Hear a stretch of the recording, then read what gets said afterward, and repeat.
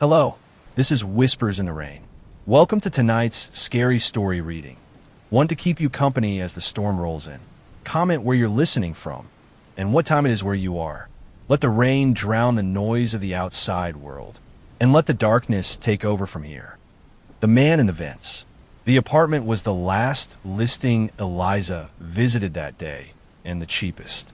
The building itself loomed at the end of a quiet street in an aging part of the city, where all the trees seemed to lean away from the road like they were trying to flee. The bricks were stained with age, and the front door had a buzzer system that crackled like it had been struck by lightning decades ago. She stepped inside. The lobby smelled like bleach and something older, maybe damp wood, maybe old radiator heat. Still, it was cleaner than the last two places she'd seen, and unlike the one with the broken fire escape, this one had a working elevator. Mostly. The landlord, Mr. Keene, was waiting at the top floor with keys in hand and a strained smile. "Apartment 6C," he said, unlocking the door with a metallic clack. "You're on the top floor. No neighbors above. Quiet as a graveyard." He chuckled, a dry rasp that didn't quite reach his eyes. Eliza stepped in. The place was small. One bedroom, a narrow kitchen, and a living room barely large enough for a love seat and a TV stand. But it was clean. The hardwood floors were scuffed, but polished. The walls were freshly painted. The view from a single window offered a glimpse of the city skyline and the distant shimmer of traffic lights. Heat and water included, Keene said. "Electric's on you. No pets, no smoking. If something breaks, call me during business hours." And he paused. "What?" Keene hesitated. "Nothing, just don't mess with the vents. They're old. Not connected to anything. Just cosmetic, really." Eliza raised an eyebrow. "Cosmetic vents?" "Yup. Building used to have central air decades ago. They sealed it up, left the ducts. Now they're just empty. People poke around and mess them up. Best to leave them be." She shrugged. "Sure. Fine with me." She signed the lease that afternoon and moved in the next day. It wasn't home yet, but it felt like a beginning. Her own place, finally, after the chaos of the last year. A fresh start. No more tiptoeing around her ex. No more waking up to slammed doors and shouted arguments. Just peace, quiet, and the soft hum of the city through the window. That night, she slept with the window cracked open, the breeze cool on her face. She didn't notice the vent above the bed until after she turned off the light. It was a square metal grate embedded in the wall just above the headboard, about 6 feet up. Too high to reach without a chair. The slats were dusty and dark behind the mesh. Harmless. She drifted off to sleep quickly. But sometime after midnight, Eliza woke with a start. Not because of a dream, but because something had whispered. "Are you awake?" Eliza sat up sharply, heart pounding. The room was dark except for the faint amber glow from a streetlight outside. She blinked, trying to convince herself she'd imagined it. Maybe she'd been dreaming. Her phone said 12:37 a.m. She lay back down slowly, ears straining. Silence. No kriaking floorboards. No scuttling rats. Just the faint breeze drifting through the window and the occasional whoosh of a passing car below. She stared at the vent. It hadn't changed. Just a dark, dusty grate in the wall above her head. It looked solid. Empty. She closed her eyes again, fingers tightening around the edge of her blanket. Then, after what felt like hours but was probably minutes, she fell back into a restless sleep. The next morning, sunlight pouring in through the window made everything seem silly. Of course, she hadn't her voice. Stress, probably. Her mind playing tricks. Still, she avoided looking at the vent as she made her bed. As she brushed her teeth, she glanced at it in the mirror.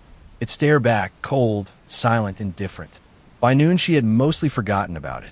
She unpacked more boxes, set up her little desk by the window, and tested the creaky microwave. She even laughed to herself at the paranoia. But that night, the whisper returned. This time, it came around 2 a.m., as Eliza lay half awake, caught between dreams and reality. The voice was low, soft, and impossibly close. "I can see you." Her breath caught. She didn't move. She stared at the ceiling, eyes wide, listening for footsteps, for breathing, for something. Nothing. The vent was above her head. right above. She turned slowly, sat up, and looked. Just the grate, still and quiet. But something had changed. There were no shadows behind the slats before. Now, there was the faintest shimmer, like light reflecting off a wet eye. She scrambled out of bed, backing toward the bedroom door. She turned on the light. The shimmer vanished, but she could swear just for a second that she saw a shape behind the metal, something long and pale like fingers. She didn't sleep the rest of the night. In the morning, she called the landlord. "There's something in the vent," she said. A pause. Like what? I don't know. Something's moving. I think someone's watching me. Keen exhaled. Mississippi Lane, I told you those vents are sealed. No airflow. No access. No one's inside. I'm serious, she said. There was a voice. Probably the building creaking, he replied, too quickly. Old metal shifts with the temperature. Makes weird sounds. That's not what I heard. Another pause. This time longer. I'll swing by tomorrow and take a look, he said. If it makes you feel better. Tonight, Eliza said firmly. I don't want to sleep here if there's someone. There isn't, he snapped, then caught himself. I'll come in the morning. First thing. Then he hung up. Eliza didn't sleep in the bedroom that night. She curled up on the living room couch with a blanket and the TV on low volume. She left the bedroom door open just enough to see the vent. At 3:14 a.m., the TV flickered. And from the vent, very faintly, she heard, "Why don't you talk to me?" Eliza didn't sleep after that. She sat upright on the couch, clutching her phone and staring at the darkened hallway that led to the bedroom. The vent was out of sight from where she was, but she could feel it like a cold I trained on the back of her skull. The whisper hadn't come again, but once was enough. At sunrise, she finally stood, stiff and shivering, and went to the kitchen. Her coffee maker sputtered like it was dying, but it worked. She stood there sipping bitter warmth, waiting for the knock on the door. Mr. Keene arrived at 8:11 a.m. He looked tired, unshaven, with deep lines etched into his pale face. He didn't offer a smile this time. "Show me," he said flatly. Eliza led him to the bedroom. The sunlight made the vent seem harmless again, just a dust-caked grate set in the wall. Keene squinted at it. Doesn't look disturbed. I heard something. Twice. He sighed and reached up, unscrewing the vent cover with a tool from his pocket. The screws came out with a groan of old metal. The grate clattered to the floor. Behind it, the shaft extended into blackness. He pulled a flashlight from his coat and shined it inside. Nothing but cobwebs and old dust, he muttered. See? Empty. Eliza leaned in behind him. It did look empty. The shaft went about 4 feet back before turning sharply upward. Beyond the turn, it was shadow. Keene tapped the inside of the duct with the flashlight. Solid, he said. No way in or out. It's sealed at the top. Eliza didn't respond. She was staring at something just beneath the curve in the metal. A faint smudge, like oil. Fingerprints. Long, thin fingerprints pressed into the dust. Keene noticed her staring. What? He asked, turning to look. She pointed. There. Someone touched it. He peered closer, then quickly stood upright, brushing his hands on his coat. Probably a maintenance guy. Years ago, before it was sealed, this whole system's obsolete. He reattached the grate quickly, too quickly. If it makes you feel safer, put something over it, he said. Tape, a towel, whatever. Just don't pry it open. The duct's old, brittle. Could break. You saw the prints. I saw dust, he replied. And paranoia. You said you were under a lot of stress, right? She stared at him. You don't believe me. He didn't answer. He left 5 minutes later. That evening, Eliza bought a roll of thick duct tape and sealed the edges of the vent shut. She layered it twice, pressing the tape down hard with her palms until the corners wrinkled. She moved her bed to the far side of the room, across from the vent. And still, she couldn't sleep. She kept imagining the voice again, the whisper behind the wall. She waited, phone in hand, finger hovering over 911. But the room remained silent. Until 2:41 a.m. The sound was subtle, not a voice this time, a soft peeling. She turned on the lamp. The tape on the top edge of the vent was curling outward, peeling slowly. From the inside, Eliza froze. The sound was unmistakable, a gentle rip like paper being pulled free from glue. She stared at the vent, breath shallow. The tape at the top edge, which she'd pressed so carefully, now curled away from the wall by nearly an inch. The adhesive flapped slightly, as if stirred by breath. No wind, no draft. The window was shut. She had checked it 3 times before bed. She reached for her phone, hands trembling, and turned on the flashlight. The light hit the grate.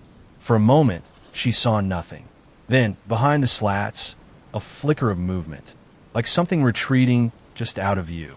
She stumbled backward, almost knocking over her nightstand. "Okay," she whispered aloud to herself. "Okay, I'm not crazy." She gathered her things, phone, blanket, a hoodie, and retreated again to the couch. But this time she didn't sit. She paced. Her fingers hovered over the call button. Not 911. Not yet. But maybe her sister. Maybe someone who could stay the night. But what could she say? "Hey, I think there's something in my wall. Hey, I think someone is talking to me through a sealed vent." She glanced back toward the hallway. Still no sound. Still no voice. She walked quietly to the bedroom door and closed it gently, turning the lock with a soft click. The next morning, she called her sister, Anna. "Can I ask you something?" Eliza said over speakerphone. "Sure. You okay? Would you come over and stay a few nights?" Anna hesitated. "What's going on? You sounded weird last night in your text." Eliza stared at the closed bedroom door. "The vent in my room. I think someone's in the ducts." "You mean like a raccoon?" "No," Eliza said quietly. "Like a person." There was a long pause. "Eliza, I know how it sounds, but there's someone. I heard him whispering. I taped the vent shut and it peeled off during the night." "You sure it wasn't a dream?" "No," she said firmly. "I'm not crazy. Come over. Tonight." Anna sighed. "I'll bring wine. And pepper spray." That evening, Anna arrived around 7 with a bag of snacks and a skeptical smile. She was 2 years younger, sarcastic, and brave in the way people are when they've never truly been afraid. "You didn't tell me your place was this cute," she said, tossing her bag on the couch. "Also, it doesn't smell like murder." "That's promising." "It's worse at night," Eliza said, handing her a glass of wine. The bedroom. Anna marched down the hall before Eliza could finish. "This the vent?" she asked, standing beneath it. The duct tape was still loose at the top. One edge curled outward. "Yep." Anna tapped the vent with her knuckles. "Hear that?" she called. "Nothing. Creepy, sure. But I don't hear anything. Maybe you had a nightmare." Eliza walked in, arms crossed. "I know what I heard." Anna frowned, now looking a little more unsure. "You said he spoke?" 3 nights. Different messages. "Like what?" Eliza met her eyes. "Are you awake? I can see you. And last night." "Why don't you talk to me?" Anna's smile faded. They slept on the couch together that night, side by side. At 3:07 a.m., both women awoke at the same time. From the hallway, a new voice, slightly louder, more confident, spoke from behind the closed bedroom door. "You shouldn't have brought company." Anna sat bolt upright, her wine glass clattering to the floor. Eliza was already awake, frozen, her eyes fixed on the hallway where the bedroom door remained shut. "Did you?" Anna began. "I told you," Eliza whispered. "You heard it too, right?" Anna nodded slowly. It was a man's voice. Neither of them moved. The apartment seemed to hold its breath. They waited for footsteps. More whispers. Something. Anything. But silence returned, thick and unnatural, as if the air itself were listening. Eliza finally stood and crept toward the hallway, heart thudding. She reached the bedroom door, pressed her ear to the wood. Nothing. The knob was cool against her palm. "Don't open it," Anna said from behind her, voice shaking. "I have to," Eliza replied. "If something's in there, we need to know." She turned the knob slowly and pushed the door open with a soft creak. The room was empty. The window still shut. The vent still on the wall, a flap of tape dangling like a lazy tongue. But now a new addition, drawn across the white wall beneath the vent, written in dark ink or maybe something worse. "No guests." Anna stood beside her, pale. "You didn't do that?" Eliza didn't answer. She was staring at the message, the handwriting crude, jagged, almost childlike. Each letter uneven, as if scrawled by an unsteady hand. "I'm calling the police," Anna said, pulling out her phone. Eliza nodded, eyes still locked on the wall. The officer who arrived 20 minutes later was young and too cheerful. "So," he said, scribbling on a notepad, "you think someone broke in through your wall?" "I think someone's in the vents," Eliza said, her voice hoarse. "He talks at night. He left a message." The officer walked into the bedroom, looked at the wall, and raised an eyebrow. "Could be a prank. You sure this wasn't here when you moved in?" Anna folded her arms. "She's not crazy. I heard the voice too." The officer sighed. "Look, I'll write it up. But we don't really have grounds for forced entry. No sign of a break-in. And if that vent system's sealed like the landlord says, there's no way anyone could be in there. Not unless they're the size of a raccoon. Can you check?" Eliza asked. He shrugged. "I'll look sure." He unscrewed the vent cover and peered inside with his flashlight. "Dusty," he muttered. "Real dusty. Goes up and out. Old system for sure." Anna leaned close. "See anything weird?" "Nope." He stood, dusting off his hands. "I'll file the report. If you hear the voice again, or if anything else happens, call us back." And with that, he was gone. Later that night, Anna paced the kitchen. There's no way he climbed into the duct and back out without a sound. He would have left a footprint, moved dust, something. Eliza sat silently on the couch, staring down the hallway. He's hiding somewhere, inside the wall. Anna hesitated. I think you're right." They both looked at the hallway again. Neither of them noticed the vent cover, now back in place, had fresh fingerprints along the edge. Too long, too thin, and they weren't dusty. They were wet. Anna left the next morning. "I can't," she said, packing quickly.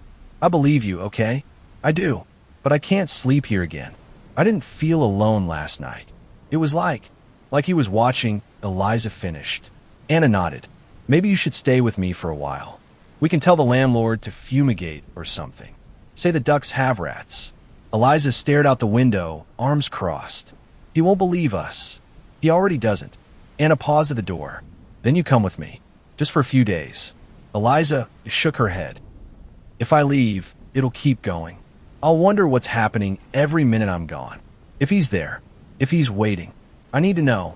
Anna frowned. "You think it'll stop if you confront him?" "I think I need to understand what he wants." Eliza stayed alone that night. The moment the sun went down, she felt it, that familiar tightening in her chest, the sense of pressure, like the walls themselves were leaning inward.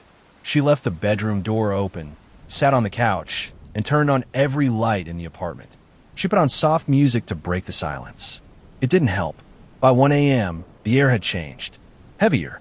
Still, at 1:37 a.m., the lights in the hallway flickered. At 1:38, the bedroom door creaked wider on its hinges. Eliza grabbed a flashlight and a hammer from her kitchen drawer. She stepped into the hall, each footfall impossibly loud. The vent cover was perfectly still, but the tape was completely gone. Not peeled, removed. Clean. She raised the flashlight, beam trembling, and stepped onto the chair she'd placed beneath the vent earlier that day. Up close, the slats were bent slightly outward, not enough to notice from a distance, but enough that something could see through, or speak through. She reached up and pulled the vent cover off. Cold air brushed her skin. She leaned closer, flashlight raised, and shone it into the darkness. The beam cut forward through the shaft. Dust motes danced like tiny silver insects. The tunnel extended several feet, then rose sharply. Nothing, except at the corner where the duct bent upward, something moved. A hand. Long, impossibly long fingers slid back, pulling out of view like a spider's legs vanishing into a crevice. Eliza screamed, lost her balance, and tumbled backward off the chair, hitting the floor hard. From within the vent, a new voice emerged. "Almost found me." She didn't sleep. She didn't move from the living room floor. The vent remained open, the air within it colder than it had any right to be. By morning, the fear had curdled into resolve. She dressed, pulled on gloves, and grabbed a screwdriver. She wasn't waiting anymore. If the landlord wouldn't help her, she'd find out what was inside herself. The metal felt brittle under her fingers, flaking years of dust as she pried the vent open again. This time, Eliza didn't stop. She pulled the chair closer, placed her flashlight between her teeth, and hoisted herself up into the shaft. Her shoulders barely fit. The metal was sharp at the edges, scraping her hoodie. Her breath echoed loudly in the confined space. The shaft went forward about 4 feet, just as Keen had said, and then curved up. She crawled carefully, elbows dragging along gritty surfaces, and reached the bend. The smell hit her then, stale air, mold, and something faintly metallic, like rust or blood. She hesitated, then lifted the flashlight toward the vertical duct. There was something embedded in the wall. A photograph. It had been pinned into the ductwork with a single, rusty nail. She pulled it free with trembling fingers. It was a Polaroid, faded, blurry. A little girl, maybe 6 or 7, standing in what looked like the very same bedroom. She stared at the camera with blank eyes. A vent was visible on the wall behind her, the same one Eliza had just crawled through, and written across the bottom of the photo in jagged ballpoint ink. She heard me too. Eliza's stomach turned. She stuffed the photo in her hoodie pocket and pulled herself back out of the vent, falling to the floor with a dull thud. She sat there for a moment, shaking, staring up at the empty hole. Who was the girl? How long ago had this happened? And why had Keen lied about the vent being sealed? She called him, straight to voicemail. She left a message. I found a photo. Someone lived here before me. A little girl. I think she talked to him too. You need to call me back. She didn't expect a reply. She wasn't wrong. That evening, she took the photo to the building manager's office. A woman named Marcy worked the front desk, a pleasant retiree with a folder for everything. Hi, sorry to bother you, Eliza said. I was just wondering, do you know who lived in my unit before me? 3C. Marcy frowned. 3C. Oh, that's been vacant a long time. How long? She clicked her tongue and opened a drawer, pulled out a thick green folder. Let's see. Last tenant was a woman named Rachel Greaves. Rented the unit for 6 years. Left about almost 4 years ago now. Eliza's heart skipped. Did she have a daughter?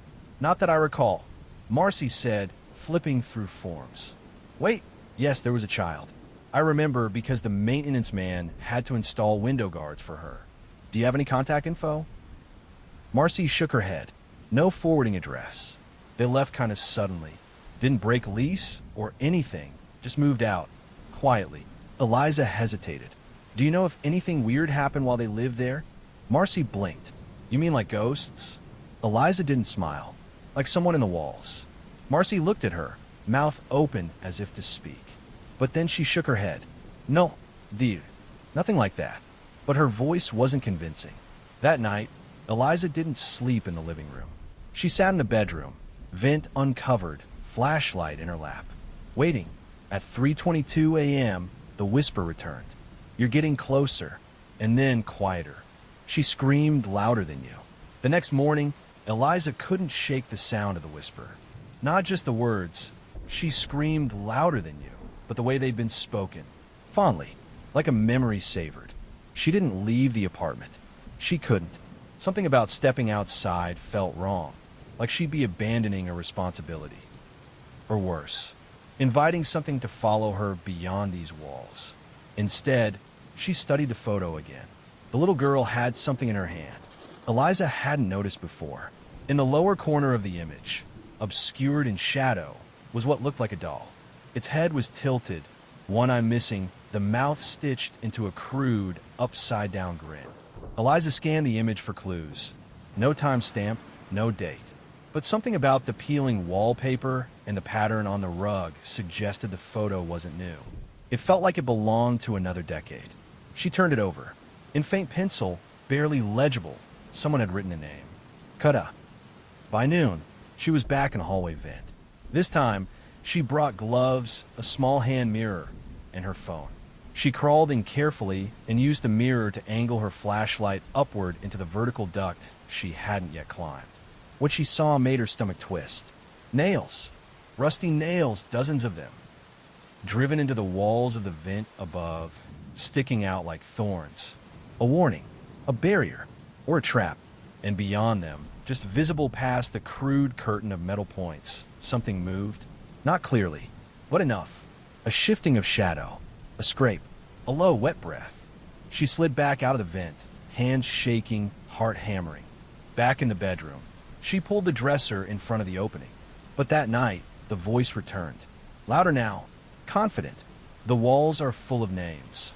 Yours is next. Eliza called Anna again. I need help, she said. I think I'm losing it. Anna didn't hesitate. I'm coming over. No, wait. Not tonight. Tomorrow. In the daytime. Please. Eliza, you sound awful. I know. I need one more night. Alone. I think I'm close to figuring something out. Eliza, I'll be fine. Please. Anna gave a reluctant sigh. Fine. Tomorrow. Noon. That night, Eliza sat at her laptop, researching the name Kara Greaves. No obituary. No missing persons. No police reports. But one article stood out. A 4-year-old forum post on a now-defunct tenant's website. A thread titled, Weird Noise in the Walls. 3C at 191 Ashby Street. Posted by Greaves73. One comment. Just one. My daughter says someone talks to her through the vent. Says he knows her name. Is this normal in old buildings? Eliza stared at the post until the screen blurred. And then a ping. A new email. Subject line. Do not ignore this. No sender. No reply address. Just a single line of text. You shouldn't have looked for her. Eliza didn't sleep. She sat with the email open, refreshing it over and over, hoping it would vanish, that it was some kind of glitch. But it stayed, unwavering, like a threat carved in stone. She stared at the walls, every creak and groan now magnified 100-fold. She unplugged the bedroom lamp and walked through the apartment slowly, whispering Kara's name. Who are you? She said aloud. Why are you still here? No answer. Until she returned to the bedroom. The vent was open again. She hadn't touched it. The screws lay neatly in a line on the floor beneath it. She stepped closer and found something new sitting inside the duct, tucked just beyond the lip. A small, grimy rag doll. One button eye. Stitched mouth. The same one from the photo. She didn't touch it. Not yet. Instead, she called Anna. I changed my mind, she said. Come now. Please. I can't wait till tomorrow. Anna answered quickly, her voice tight. Okay, I'm coming. 30 minutes passed. Eliza waited by the door, gripping the hammer again. She heard every sound in the building. Pipes groaning, footsteps upstairs, a distant television, but nothing from the vent. Until 2:43 a.m. Talp, talp, talp. It came from inside the wall this time.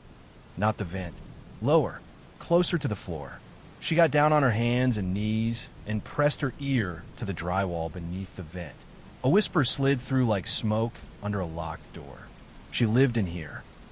They never found her. Eliza pulled back, breath catching. The wall beneath the vent, between the studs, it was hollow. She knocked. Thud thud. Empty. And then, knock knock, the voice mimicked from inside, followed by a laugh. Not human. Something raw and rusted. She backed away as the drywall bulged outward, just slightly, like someone had pressed their hand against the inside. Anna arrived 10 minutes later, pounding on the door. Eliza nearly tore it off the hinges to let her in. I'm sleeping here, Anna said, holding up a bag. And I'm not letting you out of my sight. Eliza didn't argue. Together, they pushed the dresser fully in front of the open vent and blocked the bottom of the wall with a stack of books. Anna installed a motion light, pointed directly at the wall. They slept in the living room again, side by side. But Eliza didn't close her eyes. Neither did Anna. Not after what they heard at 4:11 a.m. The sound of scraping, like long nails dragging through wood. And then, the soft sob of a little girl. It came from inside the wall. The next day, they returned to Marcy at the front office. Did Kara Greaves die here? Eliza asked directly. Marcy flinched. I don't know what you're talking about. Don't lie to me. I saw the forum post. I found her doll. You know something happened. Marcy looked down. That's not for me to say. Did the police ever come? But looked around. Found nothing. Rachel left not long after. She said Kara started talking to someone in the walls. Said she'd wake up screaming. Did Rachel ever file a report? No. She just said she wanted to get away. Said the apartment was cursed. Anna leaned in. Was there anyone else before them? Marcy hesitated. Then she opened another drawer. I shouldn't show you this, she said, handing them a yellowed folder labeled Unit 3C, Incident 1994. Inside, a black and white photo of a vent, blood smeared across the slats, scrawled in Sharpie across the file. Tenant number 3, still missing. Eliza sat on the edge of her bed, the 1994 file spread across her lap. Anna hovered nearby, reading over her shoulder. The report detailed a man named Paul Levitt, age 28, who had rented Unit 3C for less than 6 weeks. In the final week of his stay, neighbors reported hearing screams at night and strange hammering sounds coming from his apartment, though no maintenance had been scheduled. The last entry in the file was chilling. Tenant failed to report to work for 3 consecutive days. Police welfare check conducted. Door was locked from the inside. No signs of forced entry. Apartment found empty. No Paul Levitt. Vent cover removed in bedroom. No further leads. No body. No evidence of where he'd gone. Anna whispered, "They never even opened the walls." Eliza didn't answer. Her hand was shaking too much. Back in the apartment, Eliza stood before the spot on the wall where the vent duct dipped low to the hollow behind the drywall. The same place she'd heard the girl's voice. She grabbed a stud finder, ran it slowly along the surface. No studs, just open space. "Help me," she said. Anna hesitated. "Eliza, if we open that up and there's something, I need to know." Together, they cut the power to the room, covered the floor with a tarp, and began slicing into the drywall. The box cutter sank in with little resistance, the blade gliding through paint and gypsum like skin. Within minutes, they had carved a square 2 feet wide. Eliza stepped back. Anna pulled the last chunk free, and they saw it. Inside the wall, behind the insulation, was a narrow tunnel, a makeshift crawl space between units, just wide enough for a person to squeeze through. And nestled inside it, a mattress, blackened with mold, a pile of old candy wrappers, empty water bottles, torn cloth, a ragged notebook, and scrawled along the wooden beams in charcoal and blood. "No ves punto." He's watching. Stay out. Anna gagged. Someone lived in here. Eliza reached into the space and grabbed the notebook. She opened it carefully, the pages brittle with age. Inside were dozens of crude sketches, of faces screaming, of vents, of people sleeping in beds, with eyes peeking through cracks in the walls. And on the very last page, written in shaky hand, "He's not a man. He was never a man. He came through the cracks and stayed. He watches. He waits. He takes." Anna backed away. "We need to leave. Eliza, we need to get out of here." But Eliza couldn't move. She was staring into the crawl space, eyes locked on something beyond the mattress. A hole, dark and perfectly round, disappearing into pitch black. And around the edges, scratches, deep gouges, as if someone had been pulled through, clawing to hold on. That night, it didn't sleep. They couldn't.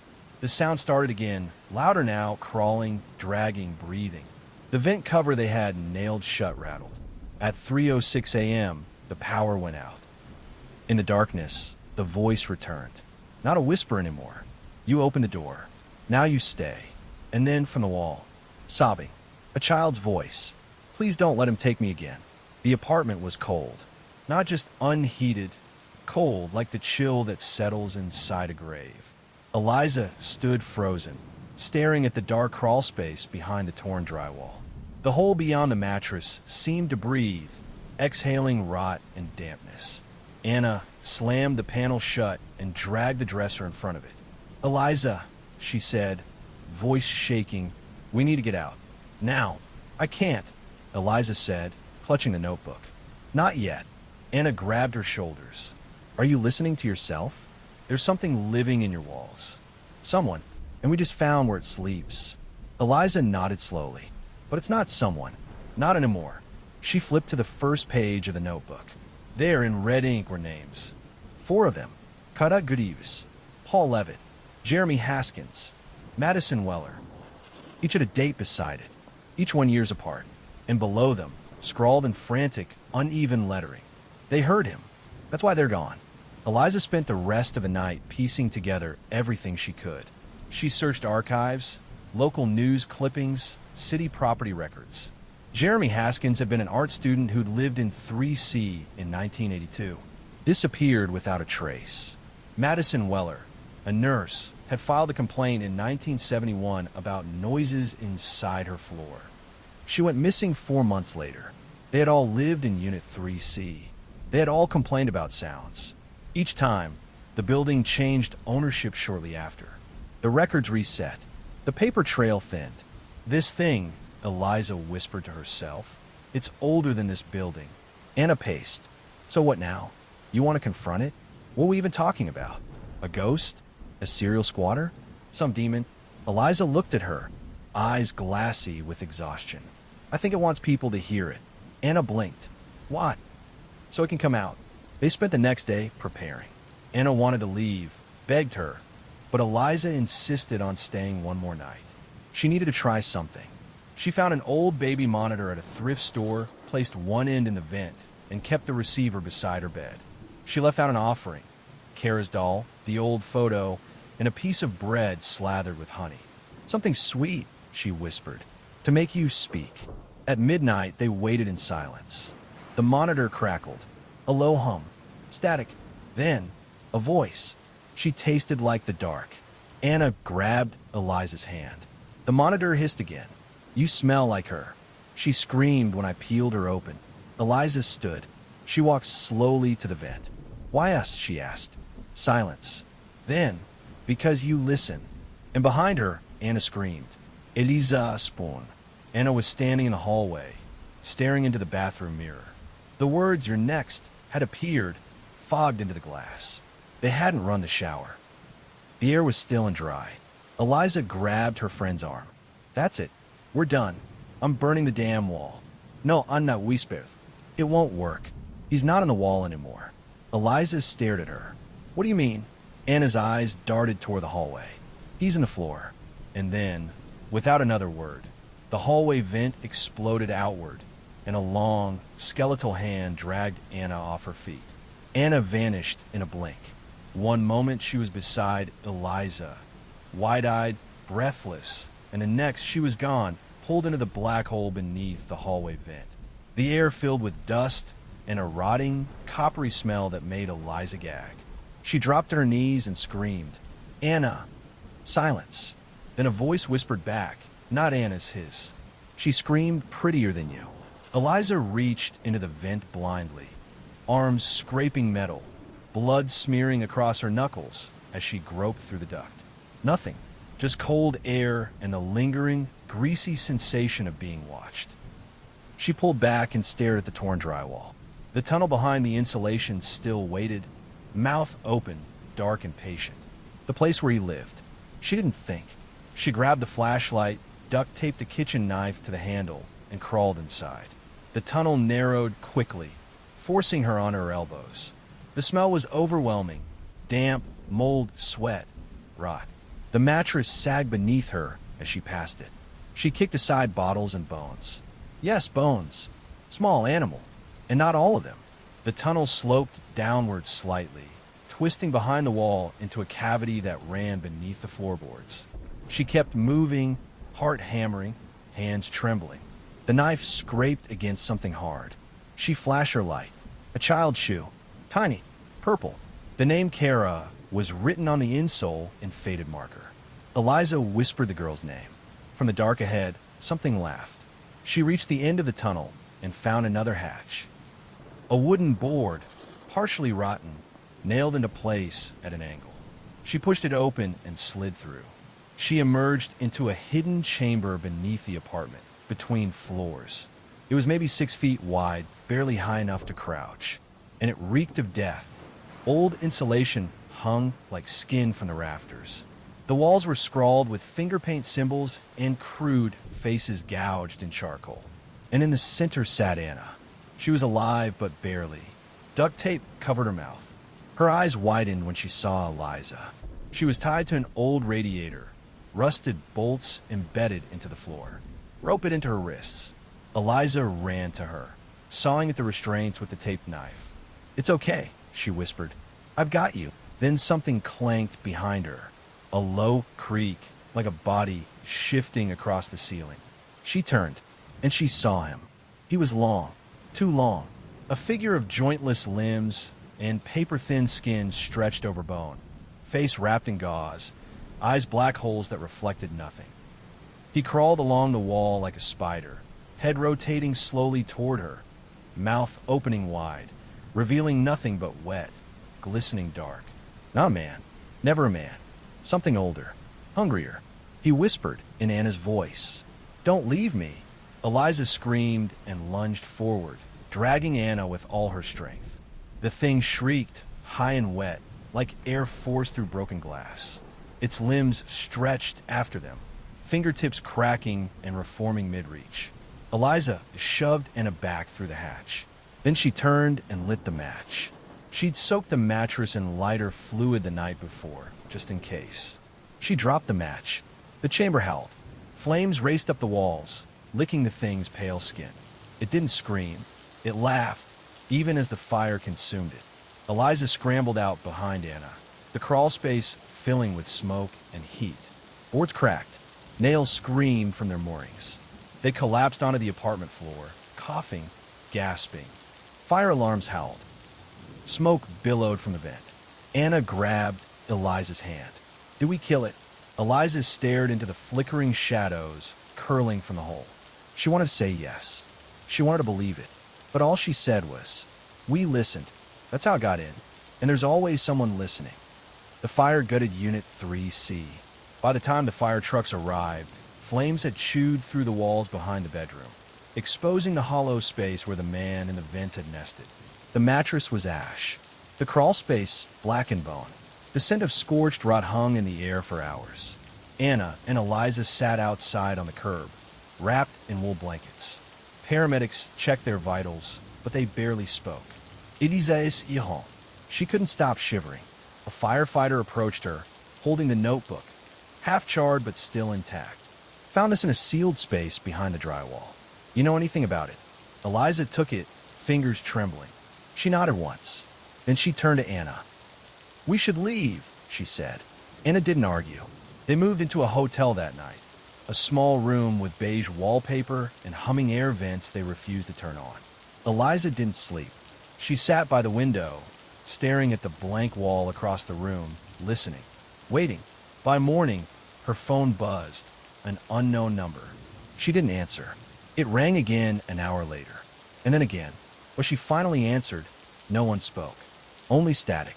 Then a familiar voice, a child's whisper. "You didn't burn deep enough." The line went dead. The next day, Eliza returned to the building. The fire department had finished their investigation. Faulty wiring, the report said. Localized damage. No injuries. She asked to see the crawl space again. The property manager, new, unfamiliar, young, refused. "It's all being sealed up, renovated. We'll be relisting the unit next month." Eliza stared at the man. "Do you have a tenant list?" "Old files." "Sorry," he said with a bland smile. Fresh start. She walked away with her heart in her throat. That night, she dreamed of vents. Vents in the ceiling. Vents in the floor. Vents that opened themselves. She tried to forget. Anna moved to another state. Eliza stayed in a new apartment. Modern, white, no vents within reach. For weeks, she lived in silence. Until one morning, she received a letter in her mailbox. No return address. Inside, a photo, a child's drawing. Stick figures. A box-shaped room. In the corner of the drawing, high on the wall, a square. Avant. From it, black lines reached down toward the sleeping figure. On the back, written in the same shaky handwriting from the notebook. "He's still hungry." She ran, packed a bag, left town, tried to vanish. But at the next motel, the walls were too thin. She heard something, a soft sound in the night. Talp, talp, talp. Eliza sat up, staring at the small ceiling vent above the bed. It was plastic, bright white. Nothing metal, nothing old. Still, talp, talp, talp. Then a voice, low and familiar. "You shouldn't have listened." Eliza stared at the ceiling vent, her breath caught in her throat. The motel room was silent now. Not a whisper, not a click, but she knew what she'd heard. "You shouldn't have listened." She stood on the mattress, unscrewed the plastic grill. Light from her phone flickered inside. Nothing but smooth white tubing. No caraol space. No mold. No long, jointless thing waiting to pounce. Still, she couldn't shake the feeling something had pulled back, just in time. The vent was no longer the hiding place. She was. The next morning, she bought duct tape and sealed every vent in the motel room. She unplugged the mini fridge and stuffed towels under the door. Then she sat in the corner with a notebook in her lap and started reading again. The pages were more than a diary. They were a map. Sketches of floor plans, lists of dates, notes written in manic repetition. He doesn't leave when you leave. He waits for cracks. Noise makes him stronger. And the girl is still here. She's part of him now. That night, she opened her laptop and connected to the building's permit database, traced the architectural blueprints for Unit 3C.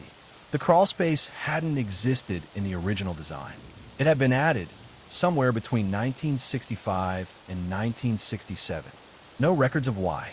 No contractors listed. A hunch burned in her gut. She typed in another address, then another. 3 of the names from a notebook had lived in different cities before 3C. All of them had filed complaints about walls and noises. And every property had one thing in common. A vented unit added post-construction, all tied to the same construction firm. Kepler Maintenance and Retrofit. Defunct since 1988. Eliza leaned back from the screen. It didn't matter where she ran. It had followed them, because the vents weren't just passageways, they were gateways. She called Anna that night. Anna sounded brittle. Quiet. I hear it again, she whispered. Different apartment. Different city. Still there. Eliza, she said after a long pause. What if we're not survivors? Eliza's blood ran cold. What do you mean? Anna whispered. What if we're seeds? Eliza didn't sleep. She spent the night ripping up carpet tiles, checking for hidden vents. The air in the room felt heavier by the hour, the shadows darker. And then, just before dawn, her phone rang again. Unknown number. She answered on instinct. Static. Then the sound of scraping, like fingernails over drywall. Then a child's giggle. And finally a low, hollow voice. You're hollow now. I can fit inside. Eliza dropped the phone. Behind her, something in the bathroom moved. Eliza stared at the bathroom door. It was cracked open slightly, just enough to see the edge of the mirror, and the black, dripping handprint smeared across it. She took one step forward. The light inside was off. The bulb had burst sometime during the night. She held her phone light toward the mirror. The handprint began to drip upward. Not down. Up. She turned and ran. She checked out of the motel without brushing her teeth, without packing.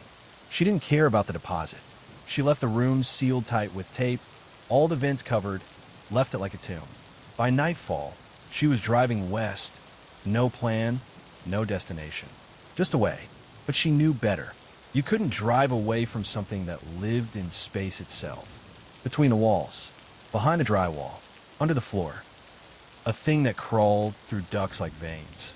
A thing that entered your life when you listened. 2 days passed on the road. She slept in her car, ate gas station food, kept the radio off. But each night she heard it return in new ways. A faint voice in the rumble of the engine, scratching in her tire wells. Laughter when she turned off the headlights.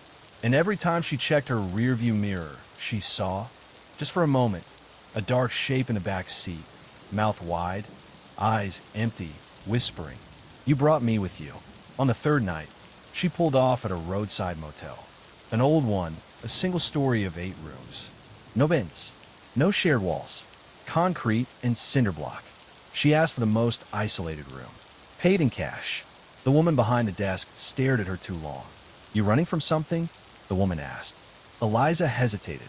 Something in the walls? She continued, voice quiet. Eliza froze. The woman handed her a heavy key on a brass ring. I used to listen too, the woman whispered. I don't anymore. The room was plain and cold. No vents, no closet, just a bed and a bathroom and a plastic chair. Eliza sat on the floor and opened a notebook again. She flipped past the drawings, the names, the floor plans, until she came to something new. Pages near the back, ink faded but legible. What it really is, one entry began, is not a man at all. Not even once. He is the echo, the memory of hunger, the voice of space that was never meant to exist. Eliza whispered the words aloud, and somewhere outside the motel room door, something whispered them back.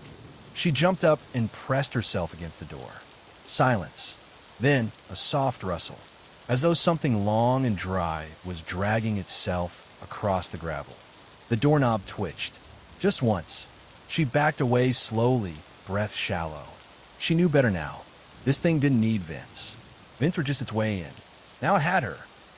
The next morning, Eliza found footprints outside her motel door. Not boots, not shoes, bare feet, long, thin, with toes that dragged like claws. They weren't adult-sized. They were smaller, childlike, but spaced too far apart for any normal gait, unless the child had limbs that stretched 6 feet between steps. She didn't wait for checkout. She drove. No map, no GPS, just instinct and fear. For hours she thought of Anna, of what she'd said. What if we're seeds? Maybe they were. Not just victims. Vectors. Conduits for something deeper, older, smarter than they could fathom. A virus that whispered through drywall and breathed through silence. And maybe Eliza hadn't escaped the thing in the vents. Maybe it had taken root in her. She pulled off at a dusty diner in a nowhere town. Walked inside, sat at the counter, ordered coffee. The waitress, a tired woman with thick glasses, poured the cup, then paused. "You from 3C?" she asked softly. Eliza froze. "Well, what?" The woman leaned in. Her breath smelled faintly like cinnamon and something stale. "They come from 3C," she said. "They always do." Eliza stood up, heart pounding. "Who are you?" The waitress just smiled sadly. "Same as you." Another door he came through. And then, slowly, she opened her apron pocket and removed something wrapped in a napkin. Inside, a single screw. Old, rusted, caked in black dust. "He leaves pieces behind," the woman whispered. "Like breadcrumbs. But they don't lead away." Eliza backed out of the diner, nearly tripping over the stool. As she pushed open the door, she saw something scratched into the frame. "He fits the spaces you forgot." She got back in her car, trembling, started the ignition. The radio blared on. Static. Then a voice. A child's voice, faint, rhythmic. First he watches. Then he waits. Then he wears your skin and face. The screen flashed. For a split second, instead of FM stations, the display read, "Unit 3C, listening." Eliza slammed her fist into the dashboard, hard enough to split the skin over her knuckles. She turned the car off, but the voice didn't stop. Now it came from the vents in the dashboard. Tiny, whisper-thin slats. And from them, a hiss. "We don't need walls anymore." Eliza pulled off the road again, this time into an abandoned rest stop. A crumbling building with boarded-up windows, weeds tall as her waist, no one for miles. She popped the hood of her car and, with trembling hands, yanked out the car's battery cables. The dashboard went dark. No more static, no more whispers. But even with the car dead, she heard it. A sound like breathing, raspy and slow, coming from beneath the seats. She opened the door and stepped away slowly, heart pounding in her throat. The sound followed, not through the air, through her. It was inside her ears now, like tinnitus that whispered words. You made room. She didn't sleep that night. Just sat under the filthy rest stop awning, notebook in her lap, rereading every line again and again. One passage stood out, one she hadn't noticed before. It leaves through the mouth, but enters through the mind. If you listen, you host. That's what Anna meant. They hadn't just been followed. They'd been infected. Eliza remembered the first whisper, the first night she heard tapping behind the walls in Unit 3C. She had listened. That had been the invitation. At sunrise, she made a decision. She returned to where it began. Unit 3C, or what was left of it. The building was fenced off now. A plywood barrier had been erected where the fire had done the most damage. A "coming soon" sign dangled limply in the wind. But she climbed over the fence, walked up the stairs. The third-floor hallway was still coated in soot. The door to 3C had been removed entirely. Just a frame stood there, staring into blackness. She stepped inside, and there, in the far corner, was the vent. Metal, melted, still black around the edges. She stepped closer. It was open again. The air that blew from it wasn't hot or cold. It was wet, a sick, damp breath. She dropped to her knees and stared into it.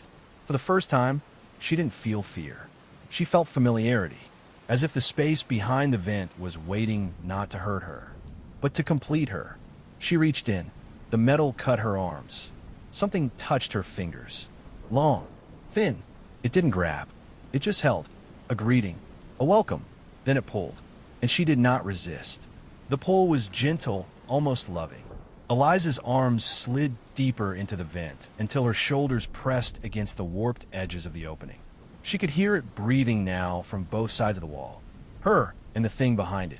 They breathed together. One rhythm. One lung. She tried to speak, but no words came. Only a soft croak, a vibration of airless consonants. The fingers wrapped around hers, cold and soft like damp leather, and they pulled again. A sharp jerk. Her head slammed against the frame. The spell broke.